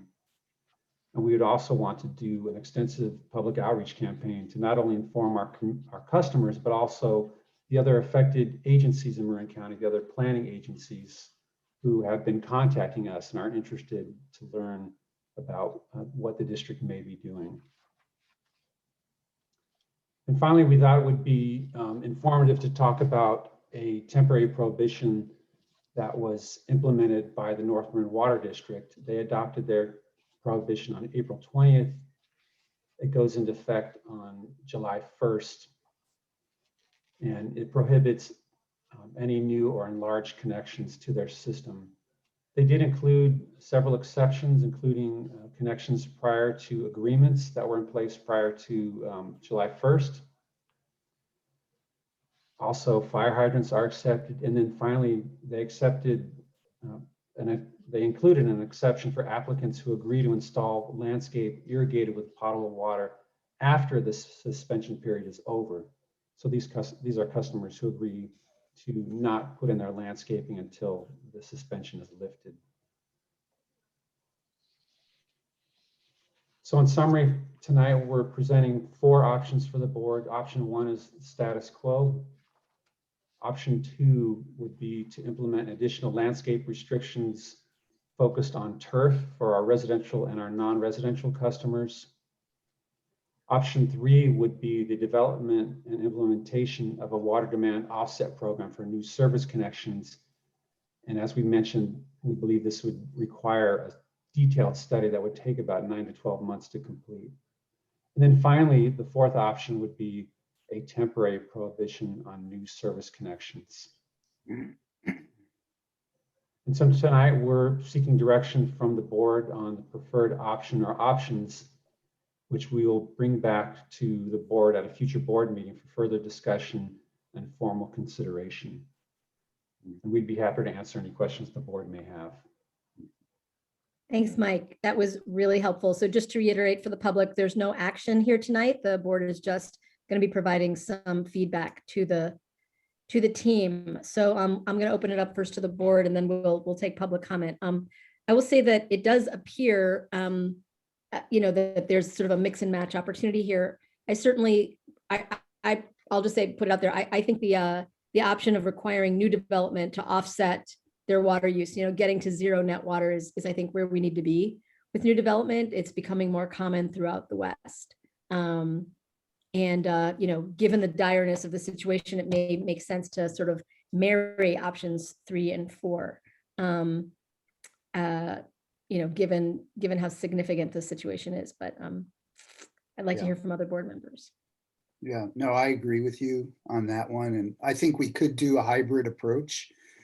To me, the situation is urgent, more urgent than waiting 9 to 12 months to go through that intensive study. Yeah. But just to go back to the recycled water issue that came up on Marydale, I think we do need to look at some of our basic framework, our legal framework, and tighten that up. But, we have temporary authority. It's temporary authority. And I think combining option 3 and option 4, would be a very good direction for our board to consider. It also seems to me that we have a special situation because there are two obvious projects that can achieve this, in my thinking. One is to utilize these offsets to fund the rebates for conservation. I think that's a mechanical thing. It doesn't take a lot of rocket science to get to those numbers. And the second one is to concentrate on the reclaimed water system and expanding it. I think, Mike, as opposed to those water districts you mentioned, I know SoCal quite well, worked there for years, and there's a very dire situation in SoCal. It's a tough situation. But I think that the difference between us and them is the only one of those districts that you identified that has a reclaimed water system is East Bay Mud. And that one was funded, to my knowledge, by Chevron, basically. So I think that I don't think we need such a comprehensive evaluation. And I think there must be a way to speed up that process of 9 months. That seems like a horrendously long time to me to address this. Because like I say, I think there's only two real options. One is fund the rebates to achieve immediate effect at whatever level we think is important. If it's $5 a square foot for grass or $22 a square foot for grass, let's get it done. I mean, I think it's easy. And the second one, like I say, is to start expanding the reclaimed water system. And, all the expansions are different, but it's going to come down to some dollar amount. I don't know about requiring them to do twice as much, that's kind of cutesy. I don't know that it's that beneficial in the long run. It seems to me we could also think about the way that new development is done with respect to the fact that you put in a system, the developer funds it, and then he's paid back as the growth fills in the system. So that's another option, that basically you're using somebody else's money and you just pay them back as kind of like a community services district. As each new one hooks up, they pay back to the guy that built it. Okay. Other thoughts on the presentation before we open up to the comments? I think we can take a two-prong approach. I definitely think we have to do something as quickly as possible. And that sounds like it's merging the hybrid between 3 and 4, which makes sense. But then for the more in-depth 9-month, 10-month plan that Mike is talking about, we can take that as well, for future modification. But whatever we can do quickly is the most important here. Well, we've got more people and less water than we had in '73 when Swanson sued the district. They had 55,000 acre feet and less people. So we're in a crisis moment, and I think we do need to act with some urgency. But remember, they weren't hooked up to the aqueduct, Larry. Well, neither are we. Well, Sure we've got North Bay. Okay. 25%. Yeah. I see your point. Okay. I was referring to the other aqueduct. Yeah. I think we all agree it's a crisis. I think we all. Yeah. Well, we have to act with some urgency. So, I think absolutely everybody agrees. Right. So before, I just want to make sure we hear from Monty before I open up to public comment. Yeah, I mean, this is there's the saying, never let a good crisis go to waste. I think this is a need for us to leverage this moment to try to advance conservation where we can, but also to be cautious right now because we are in a situation where we don't know the future, and we do need to act, I think, quickly to give ourselves greater insurance. So I think exploring these options further, 3 and 4 look particularly of value. Could I just add one other thing? It's serious business, and I know none of us want to be precipitous in enacting something. It's going to have real world effects. It's going to inconvenience people. It's going to ripple out into our economy. So, just, yeah, I know none of us are taking it less than very seriously, but it's a serious decision.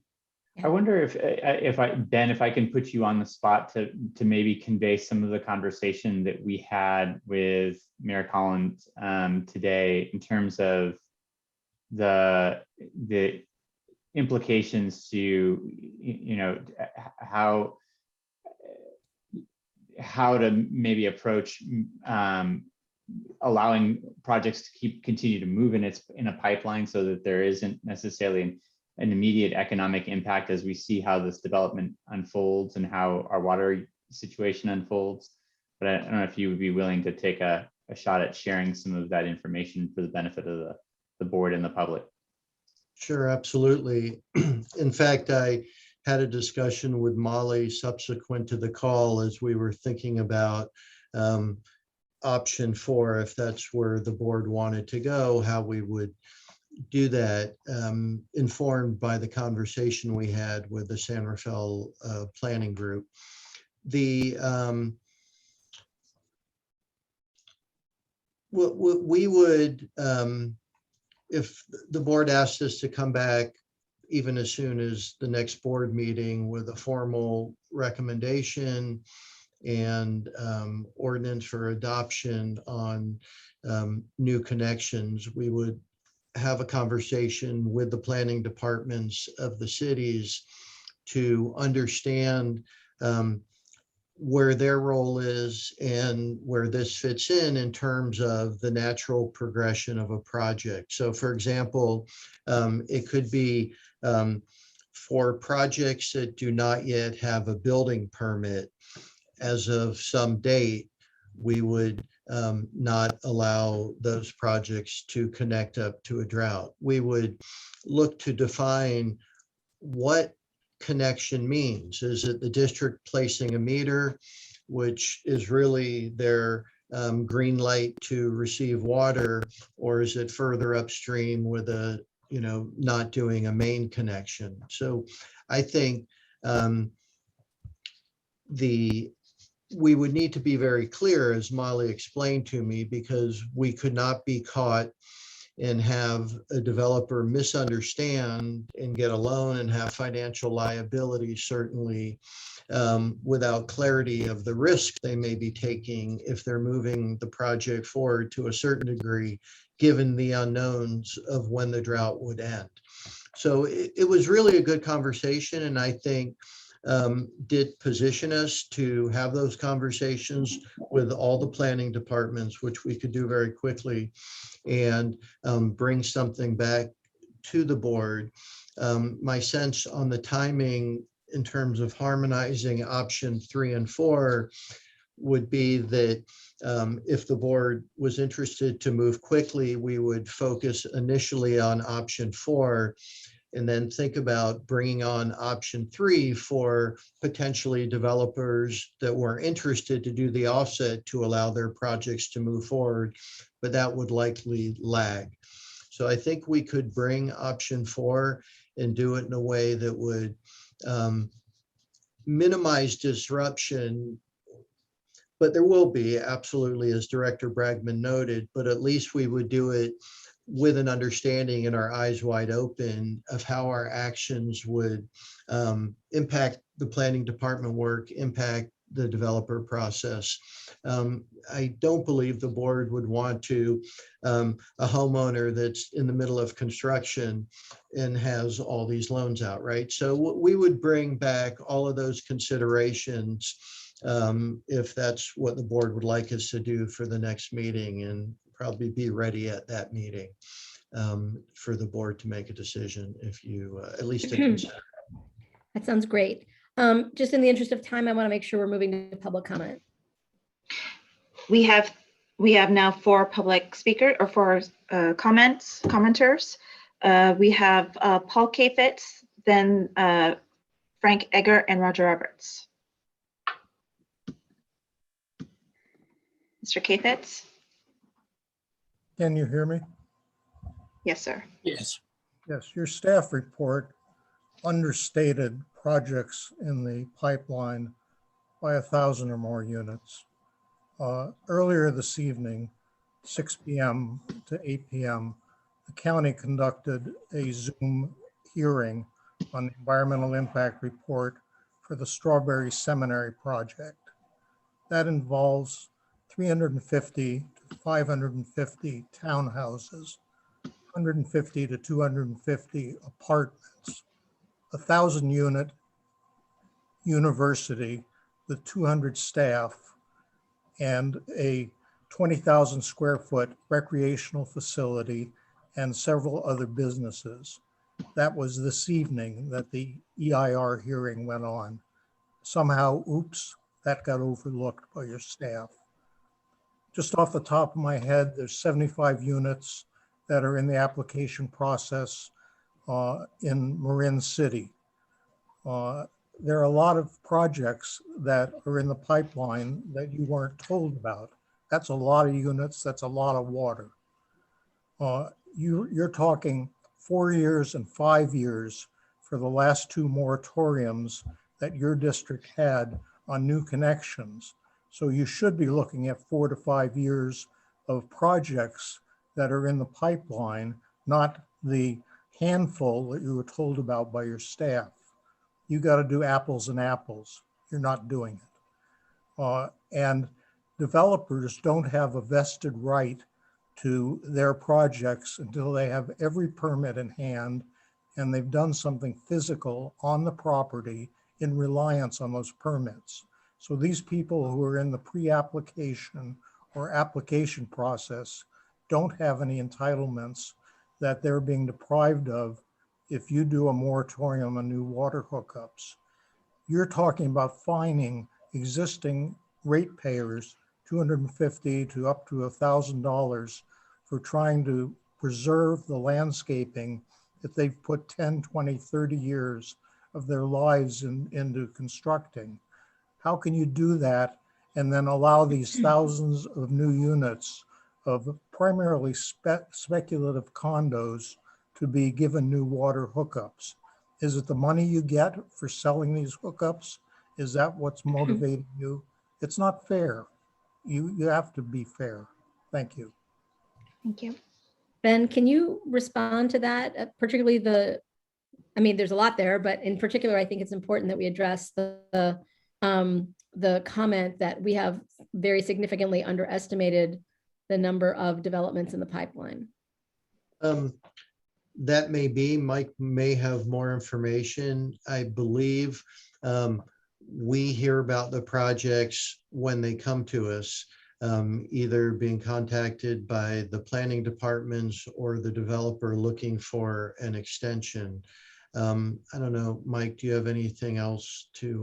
Well, because we all know about Strawberry. I mean, that's been in the works for a long time.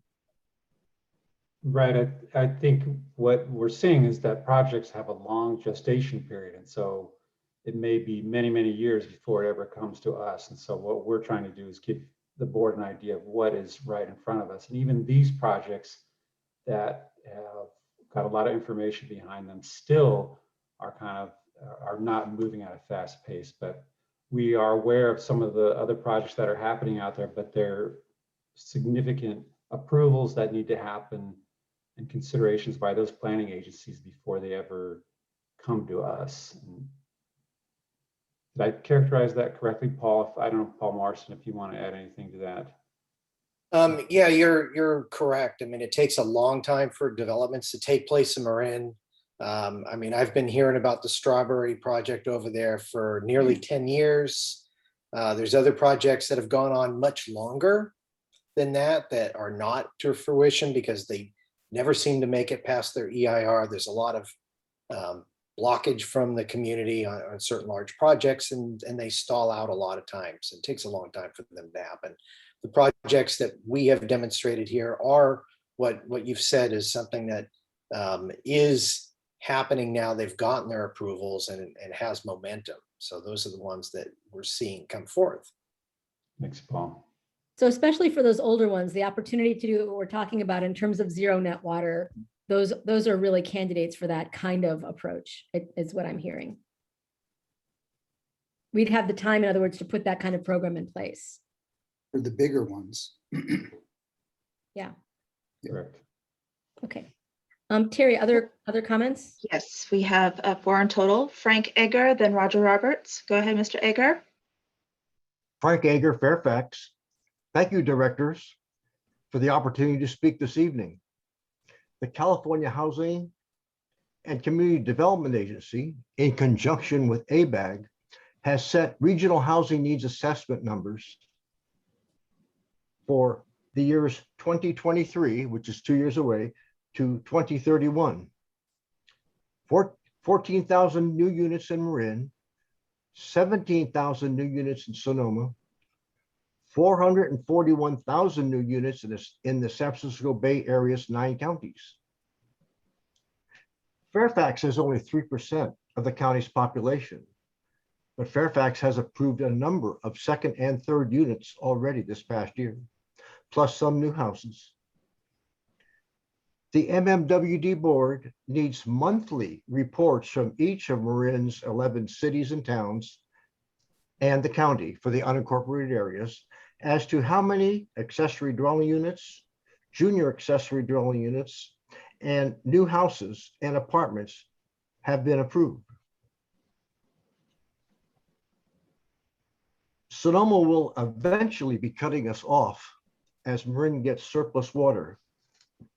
Just a quick comment, as our reserves drop, as our reservoirs drop in capacity, now is the time to excavate sediment to increase future capacity when the rains finally do come back. The only way the state of California and ABAG will understand what dire straits we are all in is to put a moratorium on all new hookups, including ADUs and junior ADUs. Thank you very much. Thank you, Frank. Do we have another commentary? Yes, Roger Roberts. Go ahead, sir.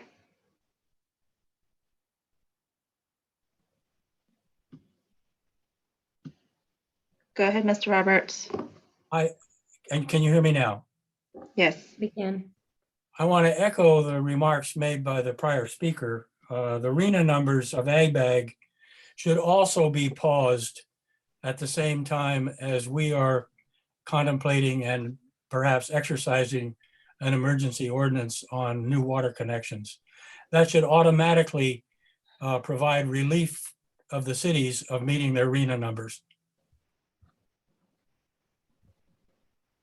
And ABAG needs to be notified to that effect.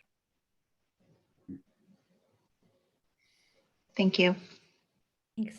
This issue has come up a lot about, the ABAG numbers, and, generally it's been the position, I think, of the water district that it's, outside of our jurisdiction. So I don't know if Ben, if you or Molly want to comment on, whether it makes sense for us to be reaching out to ABAG given the situation, or if that's something you guys have considered at the staff level. President Kohler, I don't think that we've considered it. I mean, typically that is something that the municipalities would do directly. We are instead working in communicating with the towns and cities within the water district to try to keep them apprised and understand the circumstances they're going through and communicate the circumstances we're in. And I think it would be best if the towns and cities did communicate with ABAG the circumstances that they're facing with respect to this issue. Yeah, makes sense. Okay, I'm again cognizant of the time, and we've got a lot of other items on this agenda. I don't think we're done with public comment. Is that right? Terry? No, Oh, we have more two public comment? more. Oh, We sorry. have two. Okay, two more public We have comments. Sorry. number 1402 and Mickey Allison right after that. So last four digits, 1402. Go ahead and speak. James Holmes, Larkspur.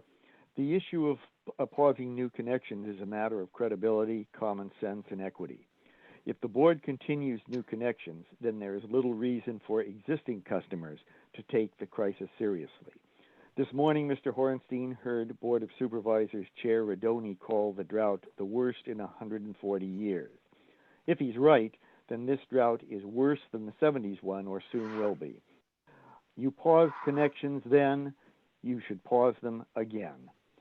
It's just common sense that if you don't have enough water to adequately supply existing customers and no clear path to getting additional supplies, you shouldn't take on new customers.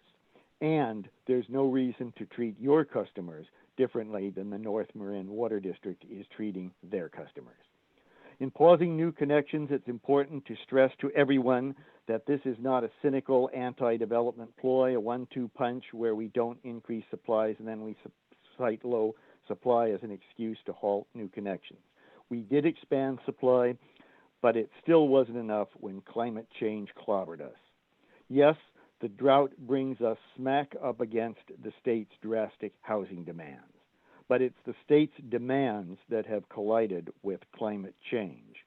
We must tell the state that if it wants more housing, it should give us the money to provide the water for that housing.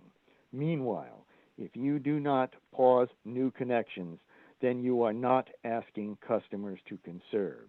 You are telling them to use less so that you can reallocate the unused water in the future to new development. That's not a fair and reasonable request, but that is the question: conservation or reallocation? Please answer that question wisely. Thank you.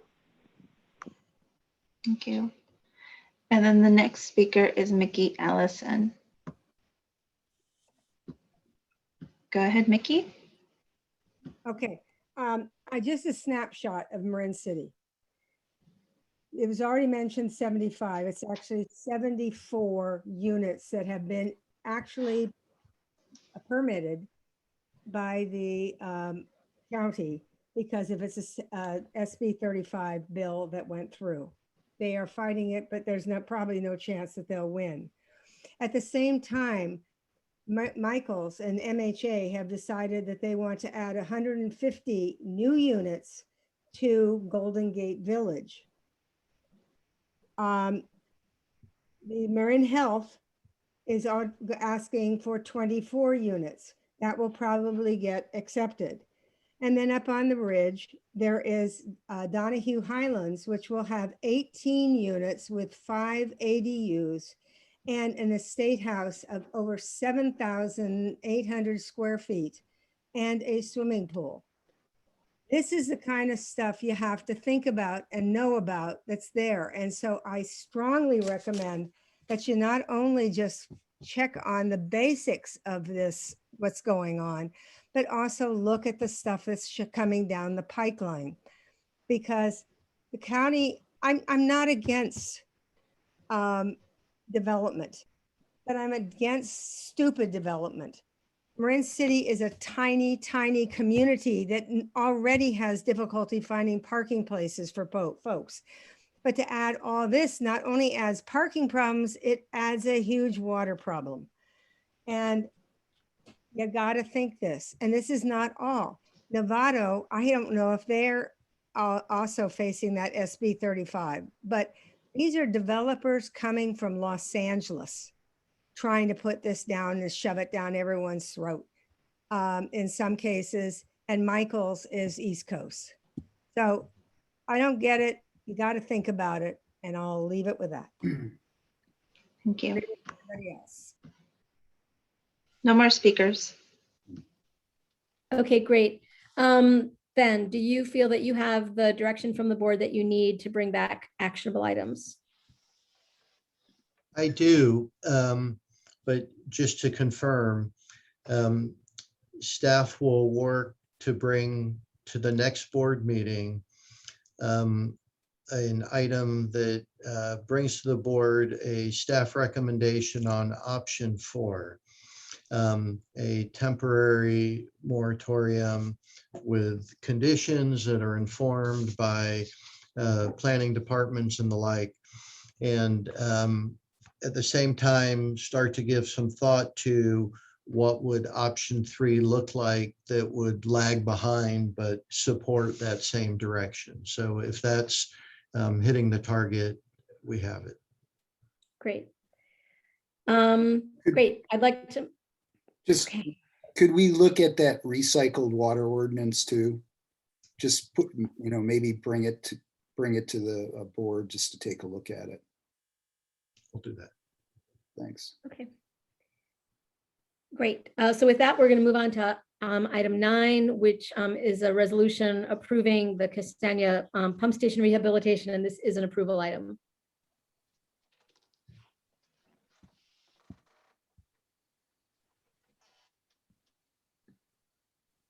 Ben, you're muted. I was telling Mike he was muted while I'm muted. Not a great. Sorry. Thank you, Ben. Okay, I'm going to share my screen here. Gonna use ESP. Yeah.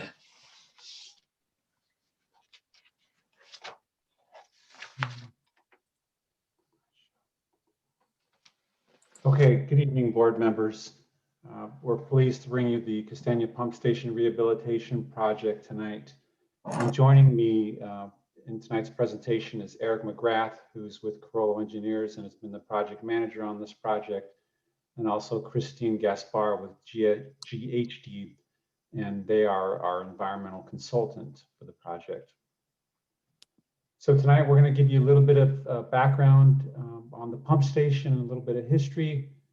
We'll talk briefly about the hydraulic analysis that we did on the pump station, and then also jump into the Castagna Pump Station Rehabilitation Project, and then finally present our recommendation to approve the resolution approving the project, and also the design agreement with Corollo Engineers, and also the CEQA documentation.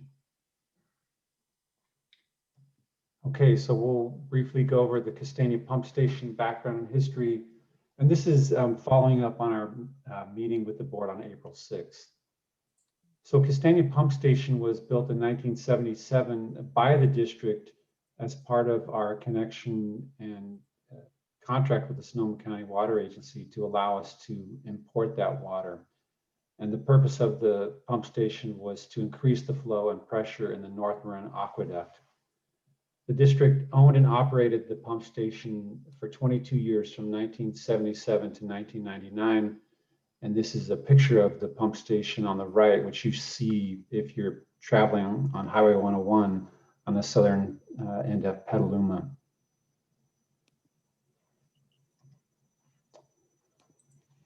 In 1999, the district transferred ownership to the Sonoma County Water Agency, and they operated it until August of 2015, when it was taken offline at the conclusion of the North Marin Water District's Aqueduct Energy Efficiency Project, wherein they relocated and upsized a good portion of the North Marin Aqueduct in coordination with the Caltrans Highway 101 widening project. And the photo on the right is an interior shot of the Castagna Pump Station. It's a very standard pump station that comprises 2 400 horsepower pumps and all the associated motors, valves, and electrical controls. So this is an aerial shot of the Castagna Pump Station, and the pump station is here in the middle of this property. On the right side here is Highway 101. This is the southbound lane of Highway 101. This is the northbound lane. And then over here is Castagna Road. And in Castagna Road runs the North Marin Aqueduct, which is a 30-inch aqueduct that brings water from Sonoma County to both North Marin and the Marin Municipal Water District. And this aqueduct was built by North Marin in 1961. So when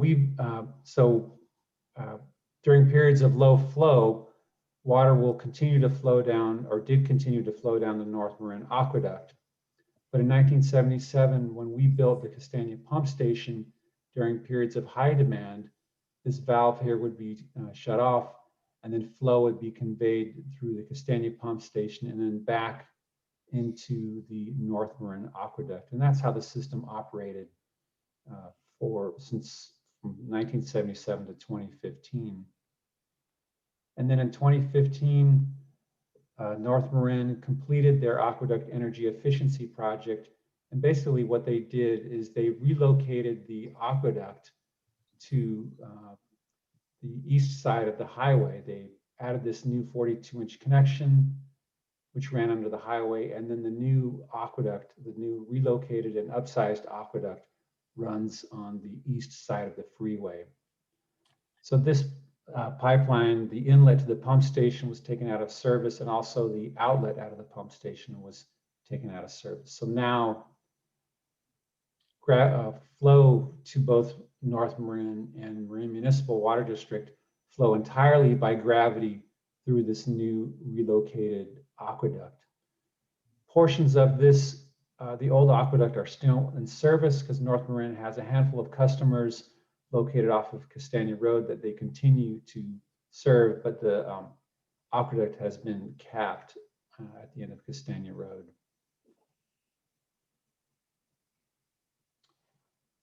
So the reason we're talking with you about this project tonight is back on January 19th, the district staff brought to the board a series of drought actions, one of which was to evaluate rehabilitating the Castagna pump station.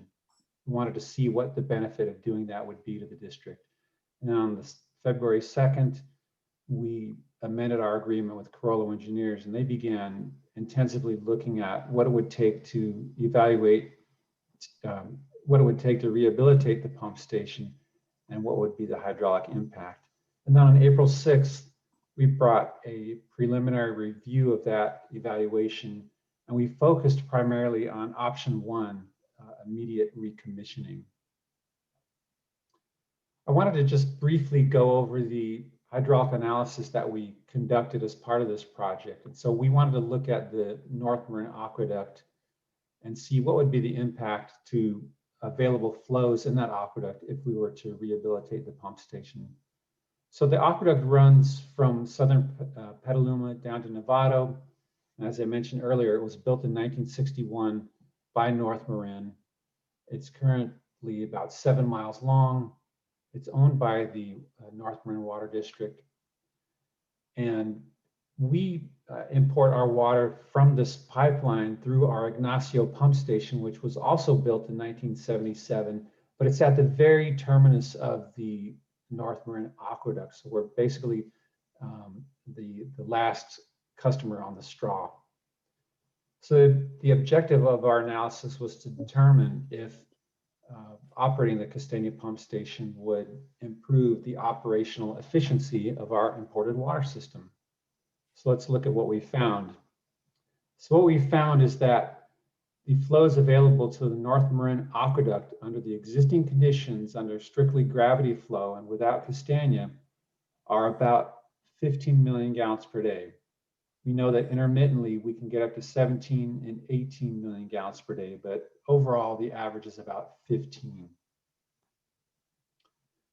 And what this means is, for example, during the recent spring period, when North Marin was rightly increasing their demand on the aqueduct so that they could fill Stafford Lake, the amount of water available to the district was about 4 million gallons per day.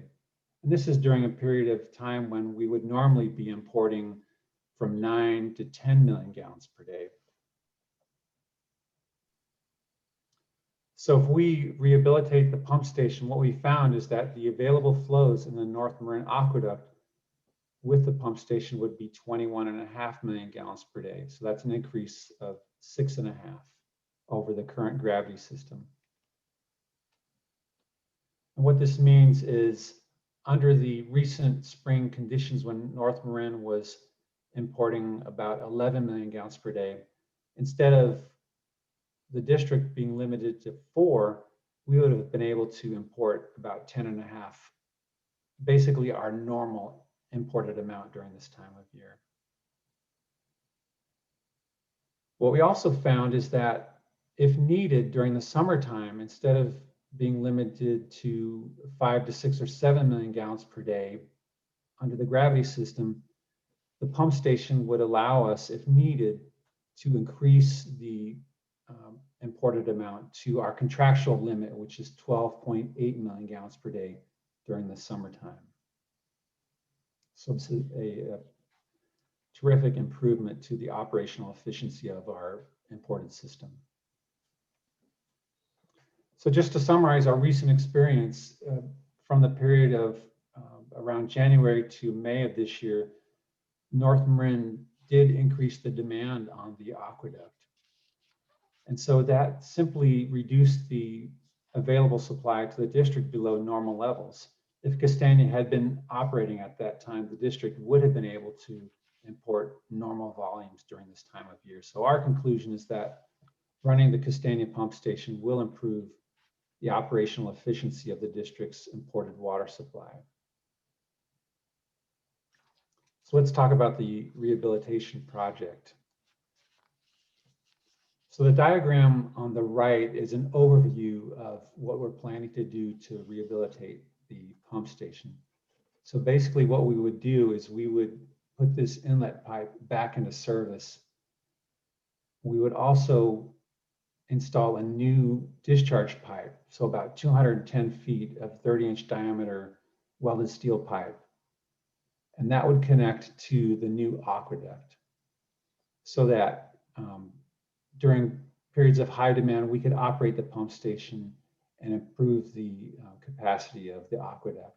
So during periods of low demand, flow would continue to come down the aqueduct via gravity. And then during periods of high demand, we could have the ability to operate the pump station.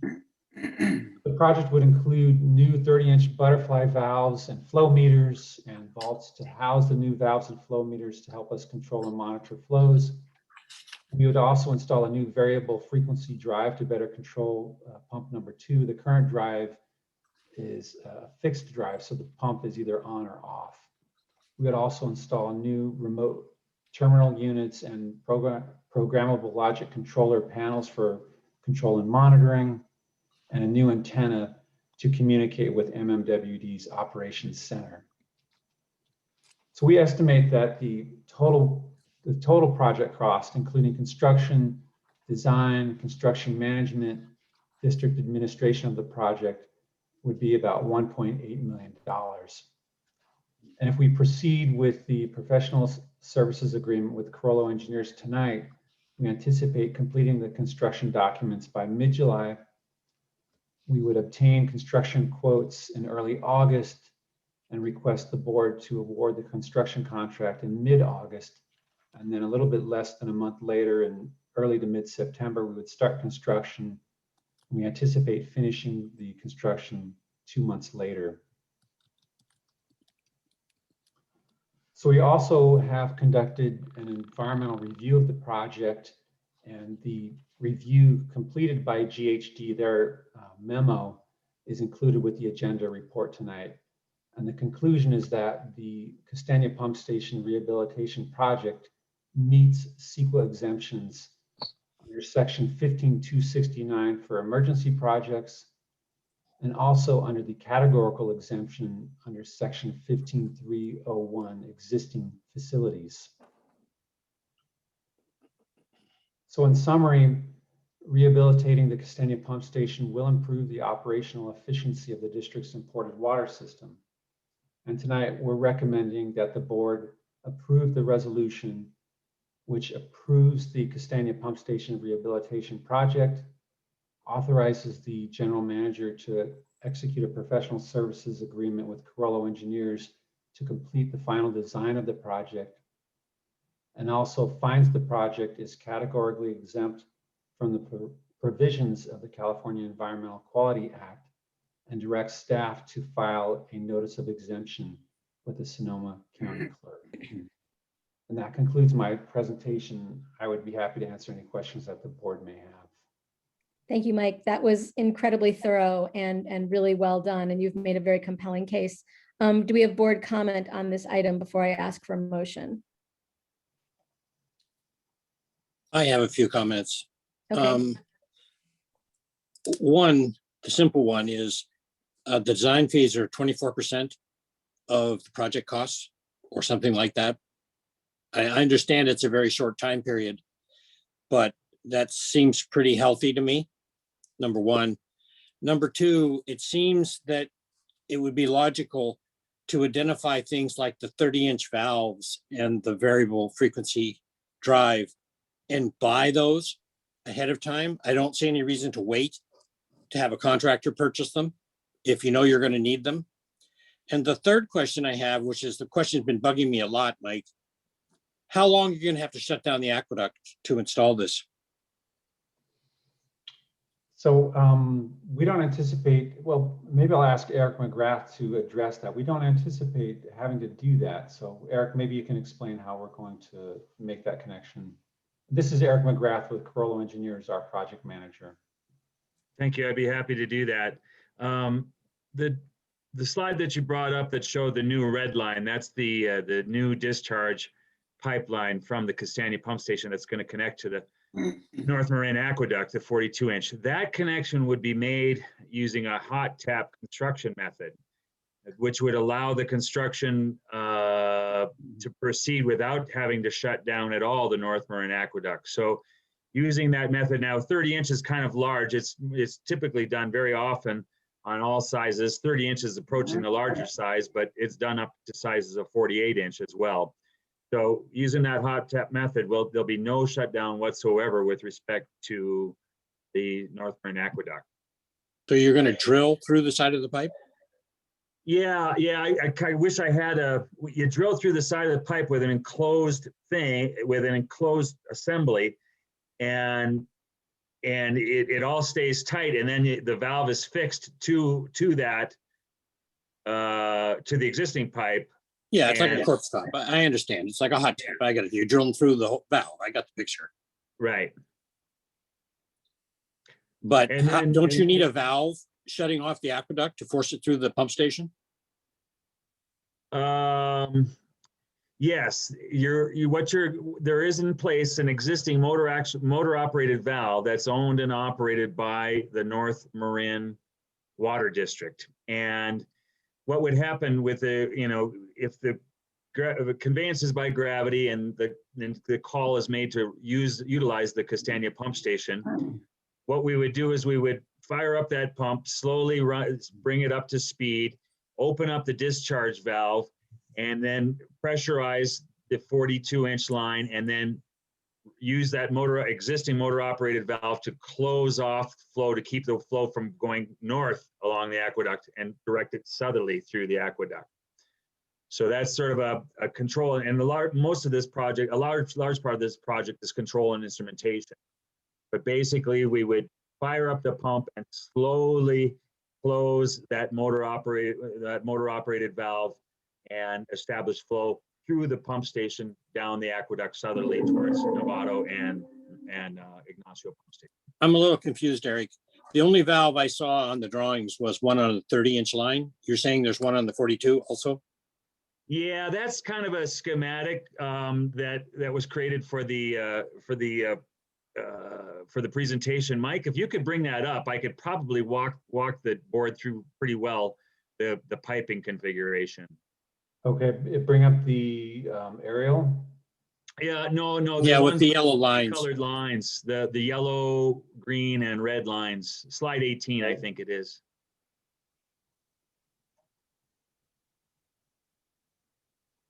Yeah, slide 18 it is, over on your left. Yep.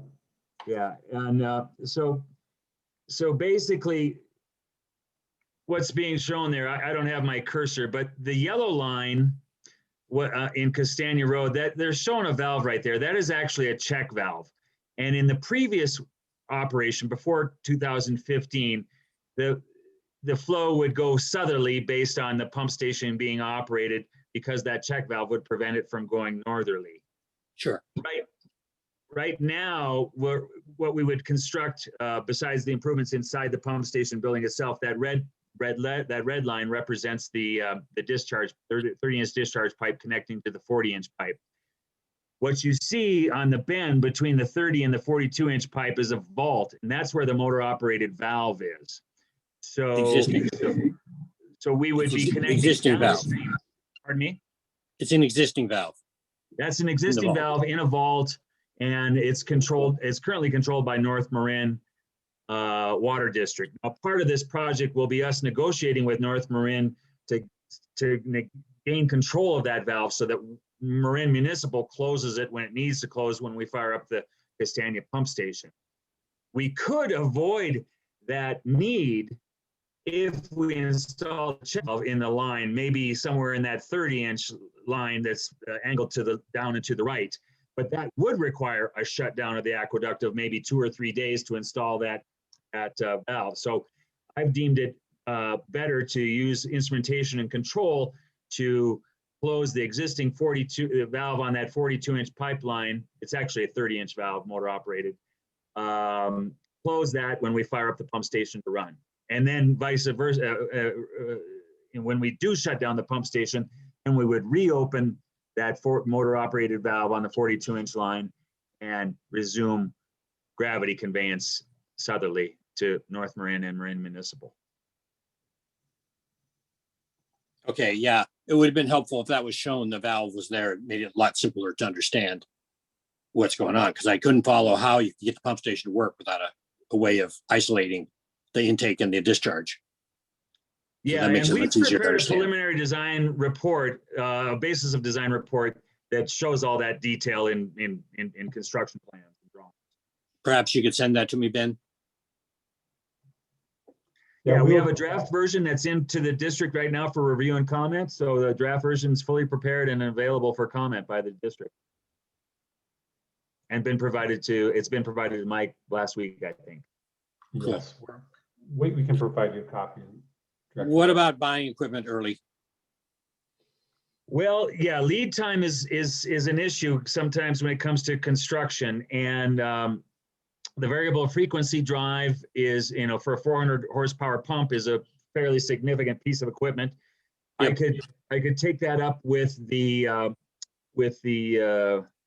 electrical and instrumentation control engineer. That's certainly a possibility we could do to speed things up. The other major items, we're replacing two 30-inch butterfly valves. I don't anticipate that being much of a crunch on the schedule. The other major equipment is, the other equipment's pretty minor. We're putting a pressure indicating transducer on the suction side. We're putting the flow meter itself. We're currently evaluating rehabilitating the existing flow meter and reusing it. If that's deemed not possible, we've engaged with a manufacturer already. Pre-purchasing, having the district purchase and owner furnished and contractor installed flow meter might be advantageous as well. So that's something you can give me as a marching order, and I can investigate that a little further. Yeah, I think it makes sense to start getting those kind of things ID'd. And you're going to give up on the 400 horsepower motor replacement for the moment, the second pump? Yeah, that's actually pump number 1. And it has the burned out 400 horsepower motor. So we're only looking at, with this initial construction, to get things going as soon as possible using the existing pump number 2, which is a 400 horsepower motor pump. Now, the design work will look to the future and the possible replacement of that existing pump number 1 to serve as a redundant pump to provide, full-time pump capacity in case one or the other pump is out. So sure. The design work we would do would look to the future to make sure that we could rehabilitate that pump a year or 2 down the road if the district chooses to do that. And what about the percentage of fees? Yeah, so it's expensive. I mean, maybe I can answer that, Eric. I mean, one thought there is I think we're estimating 40 sheets And the project is about, I mean, we're estimated 1,200 hours total. So that's about 29 hours per sheet. So that sounds about right. What's your typical cost per sheet? Let's see. It's usually 10 grand per sheet, or so 8 to 10.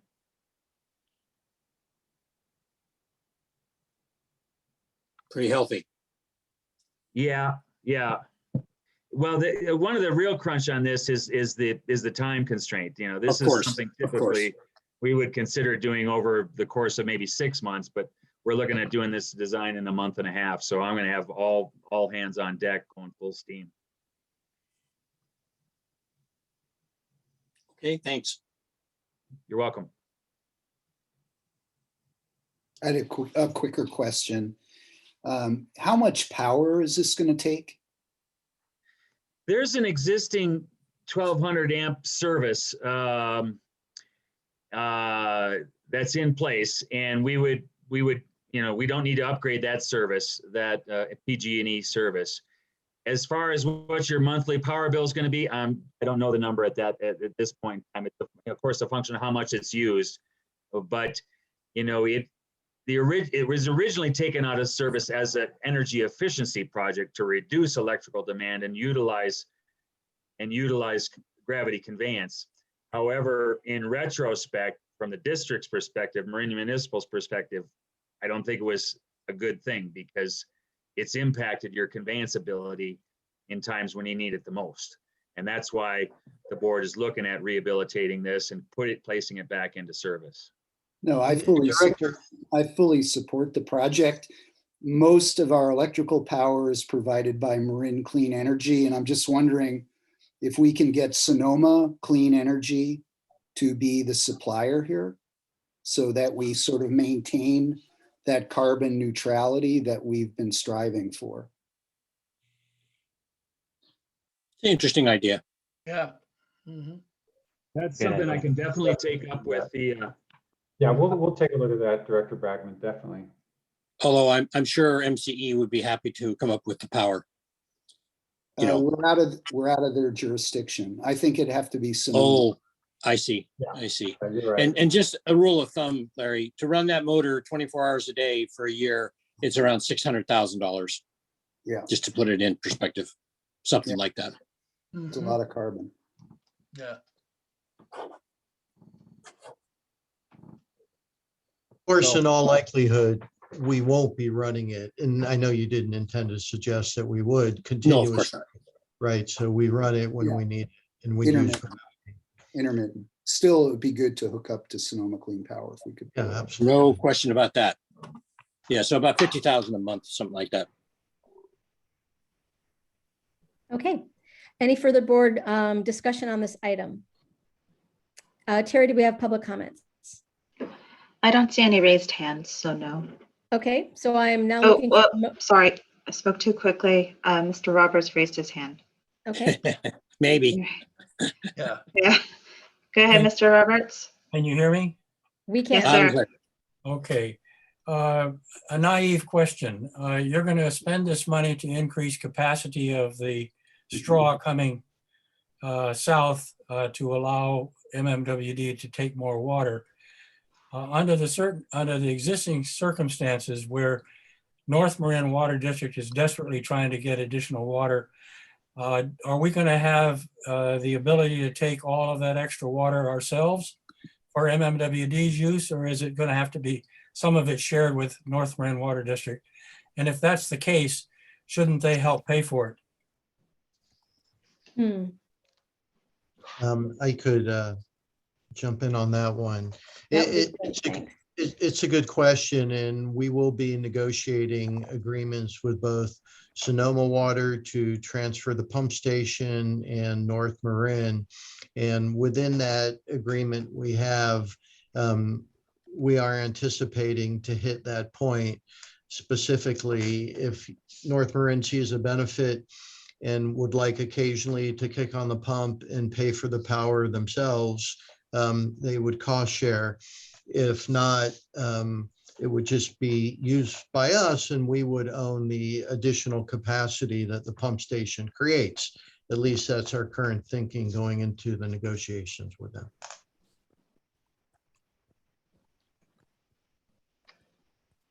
Okay, I have no further speakers. Okay, is there a motion to approve this resolution? I'll make the motion to approve it. Thank you, Second. Larry. Great. We need a roll. I'm sorry, who seconded? Yeah, I Jack. second it. Oh, thank you. Director Bregman, Aye. Director Gibson, Aye. Director Russell, Aye. Director Schmidt, Aye. and President Kohler. Aye. Item 10 is an approval item regarding the proposed operating and capital budget for the next 2 fiscal years.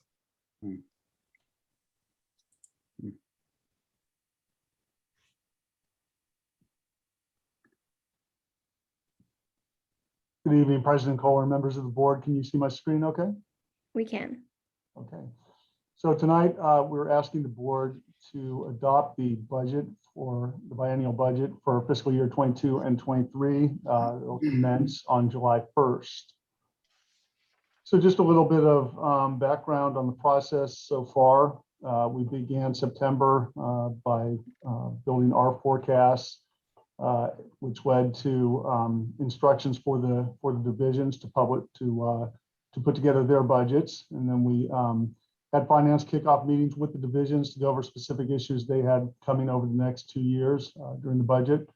And then in November, we received the actual submissions from the divisions, and from there we moved to meetings with the divisions departments to go through those submissions. In January, we met with the general manager to get his input. And then in March, finally, we moved to the board as the finance committee, where we gave them a preliminary view of the budget, took comments from the finance committee and actually formalized those into preliminary budget documents, which we took to the finance committee last month. And that brings us to tonight, where we're looking to adopt the budget. So a couple of budget highlights. Primarily, we built this budget knowing that we've got some financial challenges coming up over the next several years. So our goal here was really status quo budgets and cost containment.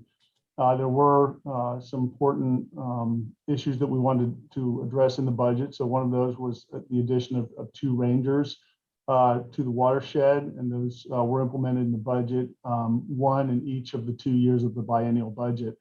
One of the things that helped us to fund that was that the board had approved an advance refunding of the 2012 bonds that were outstanding. That provided a pretty substantial savings in 2023 of about $500,000 per year. So we were able to use that to address some of the needs that we had. For the most part, everything else was, as I said, cost containment. We were able to provide some funding for the watershed recreation plan, $400,000 over the 2 years of the budget. And then we had some water quality studies that are also conducted as part of this budget, one of them being an algae study. So where that took us, we have in the first year of the biennial budget, we have total revenues of $111.4 million. And you can see the way this breaks down. You've got about 52.5% of the budget in total that comes from water sales. That's about $58.5 million. And then you've got the service charges in red here is about 20% of the budget, about $22.5 million. And then you've got these smaller portions. You've got about 15.5% of the budget that comes from the capital maintenance scheme. That's between $17 and $18 million between the 2 years. Well, over $17 million the first year of the budget, and then about $18 million the second one. And then we had fire flow fees, and then we had watershed fees, and those are $5 million and $4.5 million respectively there. And then we had kind of this other category. And you can see this broken out on page 12 of the actual budget document that's in the attachment. And that includes things like interest on our portfolio, watershed payments, connection charges, and those kind of things. And that was about $3.5 million there. So that $111.4 million is servicing $114.8 million in expenditures for the first year of the budget. You know, that does not mean that we're out of balance. If you recall, the CMF provides for capital projects on a pay-go basis. So we actually accumulate some of that in fund balance. So the expenditures don't necessarily meet the revenues, but we collected revenues for those projects. And the way the expenditures are broken down, and you can see that on page 11 of the budget document, is that the operating portion of the budget is 77.3 million, about $88.7 million of that $114.8 million budget. The next biggest piece is 17.7% there. That's for capital projects. That's about $25 million in the next year, and then it drops down in the second year of the budget. And then you see this small sliver here, this 1.1% that's capital purchases. What that is things like replacement vehicles within our fleet, replacement computers, and those type of items that aren't capital projects, they're just capital purchases. And then that last category there was that $4.5 million in fire flow fees for those fire flow projects. Excuse me. So this is just another slice of the way the budget's comprised. You can see here fiscal year 22 and fiscal year 23. And as you can see, these budgets are maintaining relatively stable compared to past years. So personnel services there, that's about 60% of your operating budget, $53.8 million. So that's the cost of salaries and the benefits associated with personnel within the district. General and admin, that's things like insurance. That's about $5.4 million of that. Materials and supplies is everything from water purchases to chemical purchases. And then we've got operations, which is things like utilities and construction contracts, $13.2 million. And then debt service is a little over $10 million. And then we talked about that savings that we garner from the advanced refundings on the 2012 bonds. And here you can see in the second year of the budget how that drops down from 10.2 to $9.7 million, giving us $500,000 in savings there. And then allocation to capital there, that's the operating budget that we actually allocate out to capital projects based on staff time used for those projects. So on the capital side, we had capital and fire flow that includes the capital purchases of $26.1 million. So a little bit of a jump next year as we kind of reshuffle some of the capital projects from the current year into the next fiscal year. And then that drops down to $24 million in the second year of the budget. So there you can see the composition of the budget. And then we also want to show you just our projection of what we think reserves and debt service coverage will look like.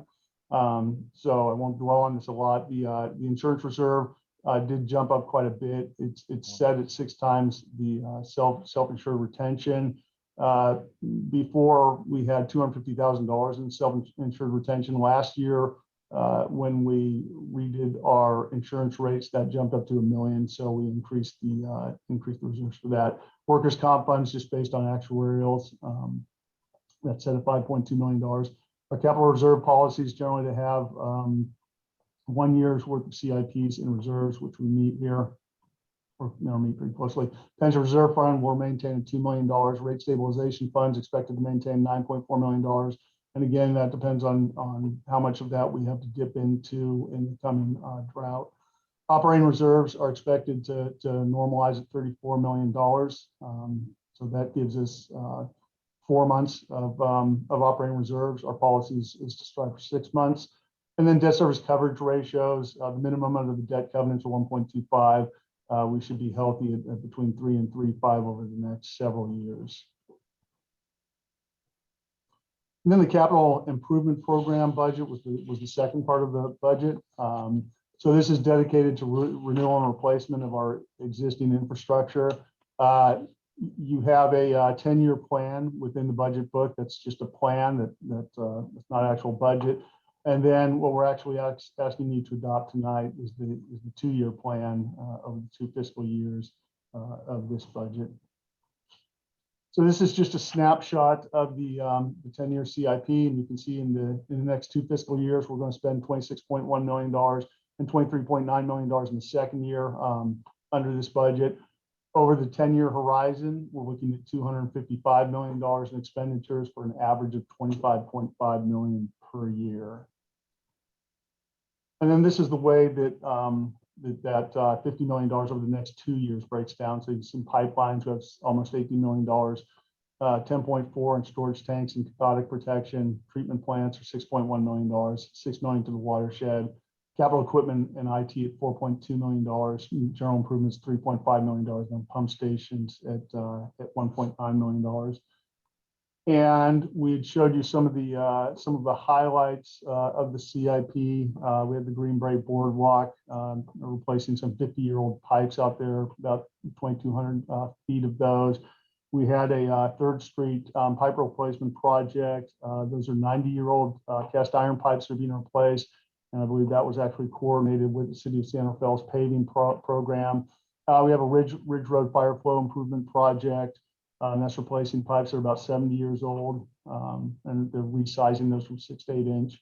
And we had storage tanks and cathodic protection was another category. We had the Smith saddle tanks rehab project, taking care of some spalling and some exposed rebar out there to fix those up. And they're doing one of those tanks per year of the 2-year capital improvement program budget.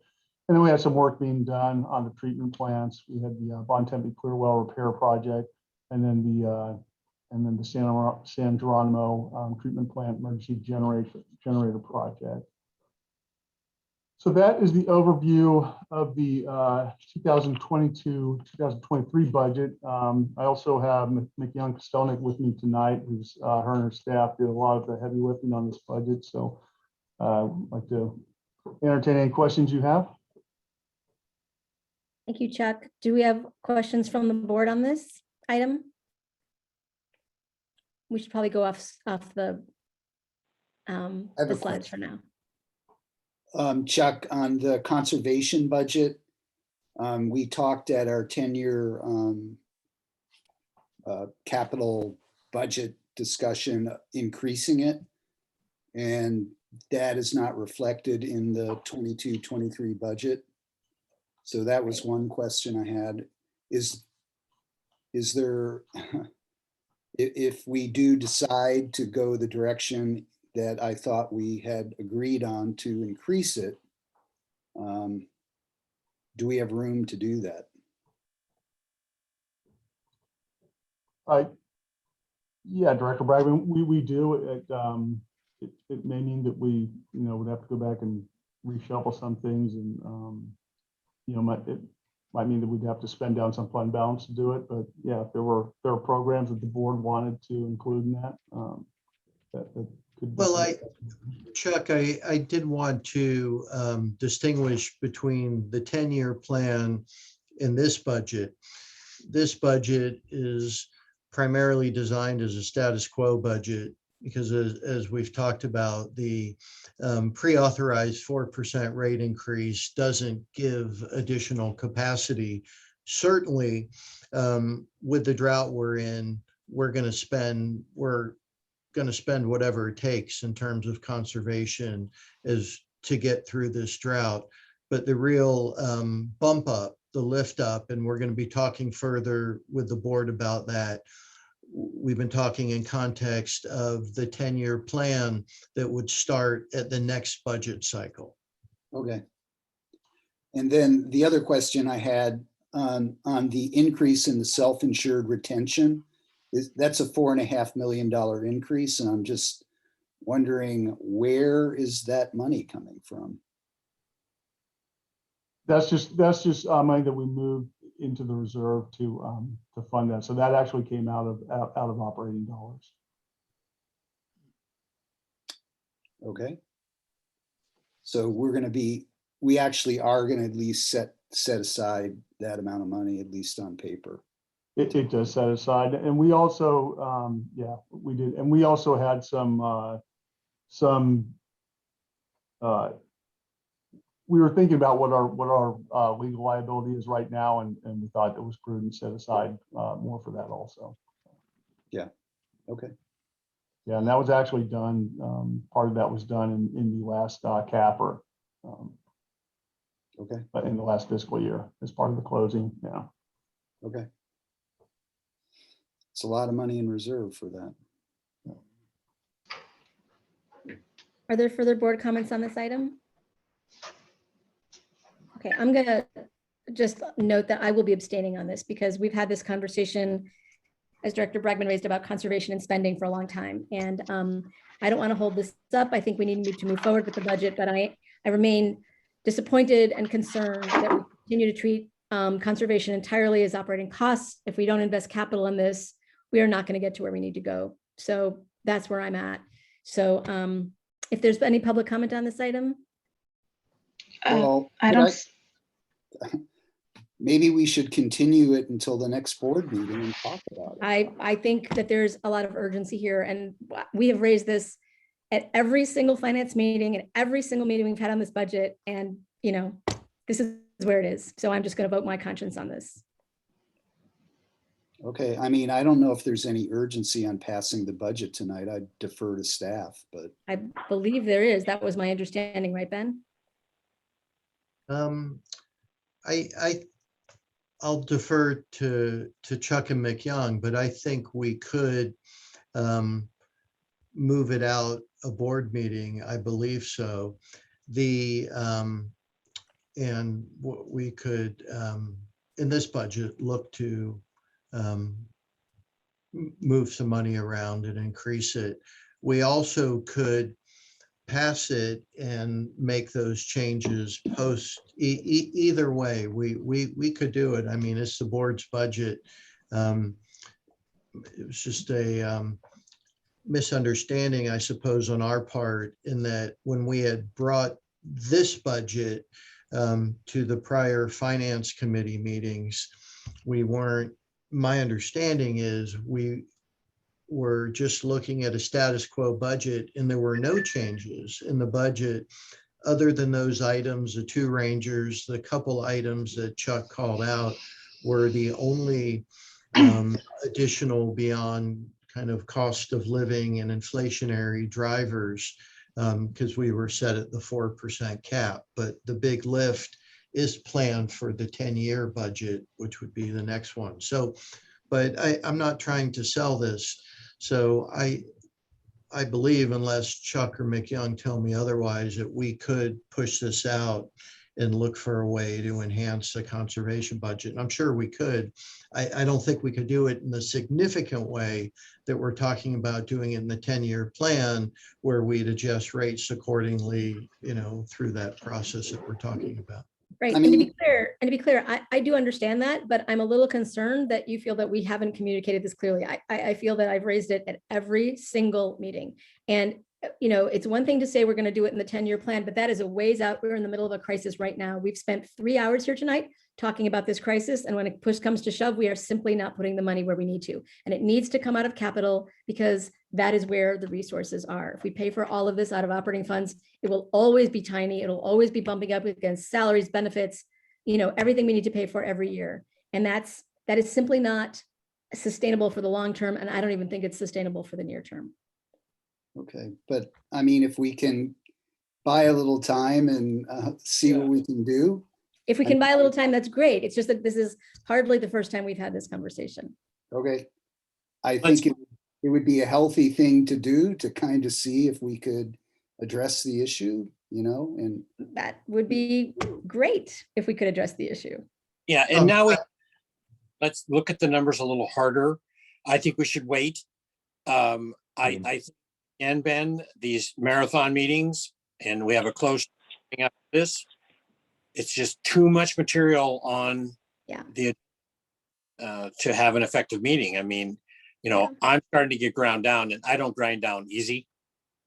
So it's my birthday too. So my birthday. Oh my goodness! I'm so sorry, Larry. We should have known. Normally there would be cake. It's waning. You sure know how to spend a birthday, I'll tell you that. And I'm so sorry. So why don't we go ahead and we'll slip this item to the next meeting and take a hard look and bring something back consistent with the direction. Right. Yeah. Why not? Well, Larry, you've had a lot more forbearance than I would be. I'd be like, it's my birthday. I'm like out of here. No. The whole day has been like this, so. This is actually. Okay.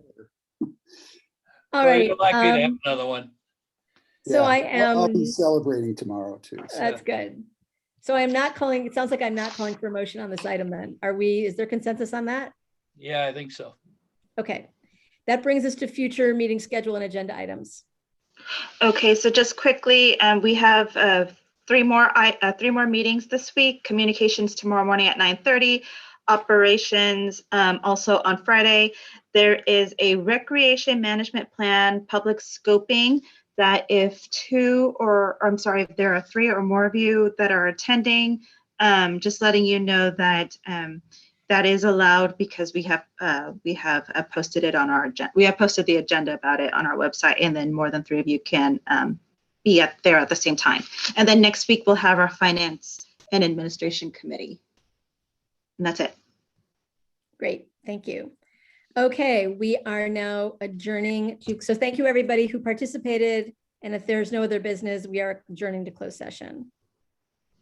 Okay. So you're going to make me the host. I'm going to make you the host. Yeah, so everyone else, if you're an attendee and you're not here for the closed session, please leave. And we want to public comment on the budget. I think we tabled it, so I don't think we need to. We do it I the last. think that we should have public comment, but I didn't see any hands raised. Terry, did you? Yeah, that's correct. No hands were raised. Okay. Let me pause the Thanks for that. recording. Thanks, Larry.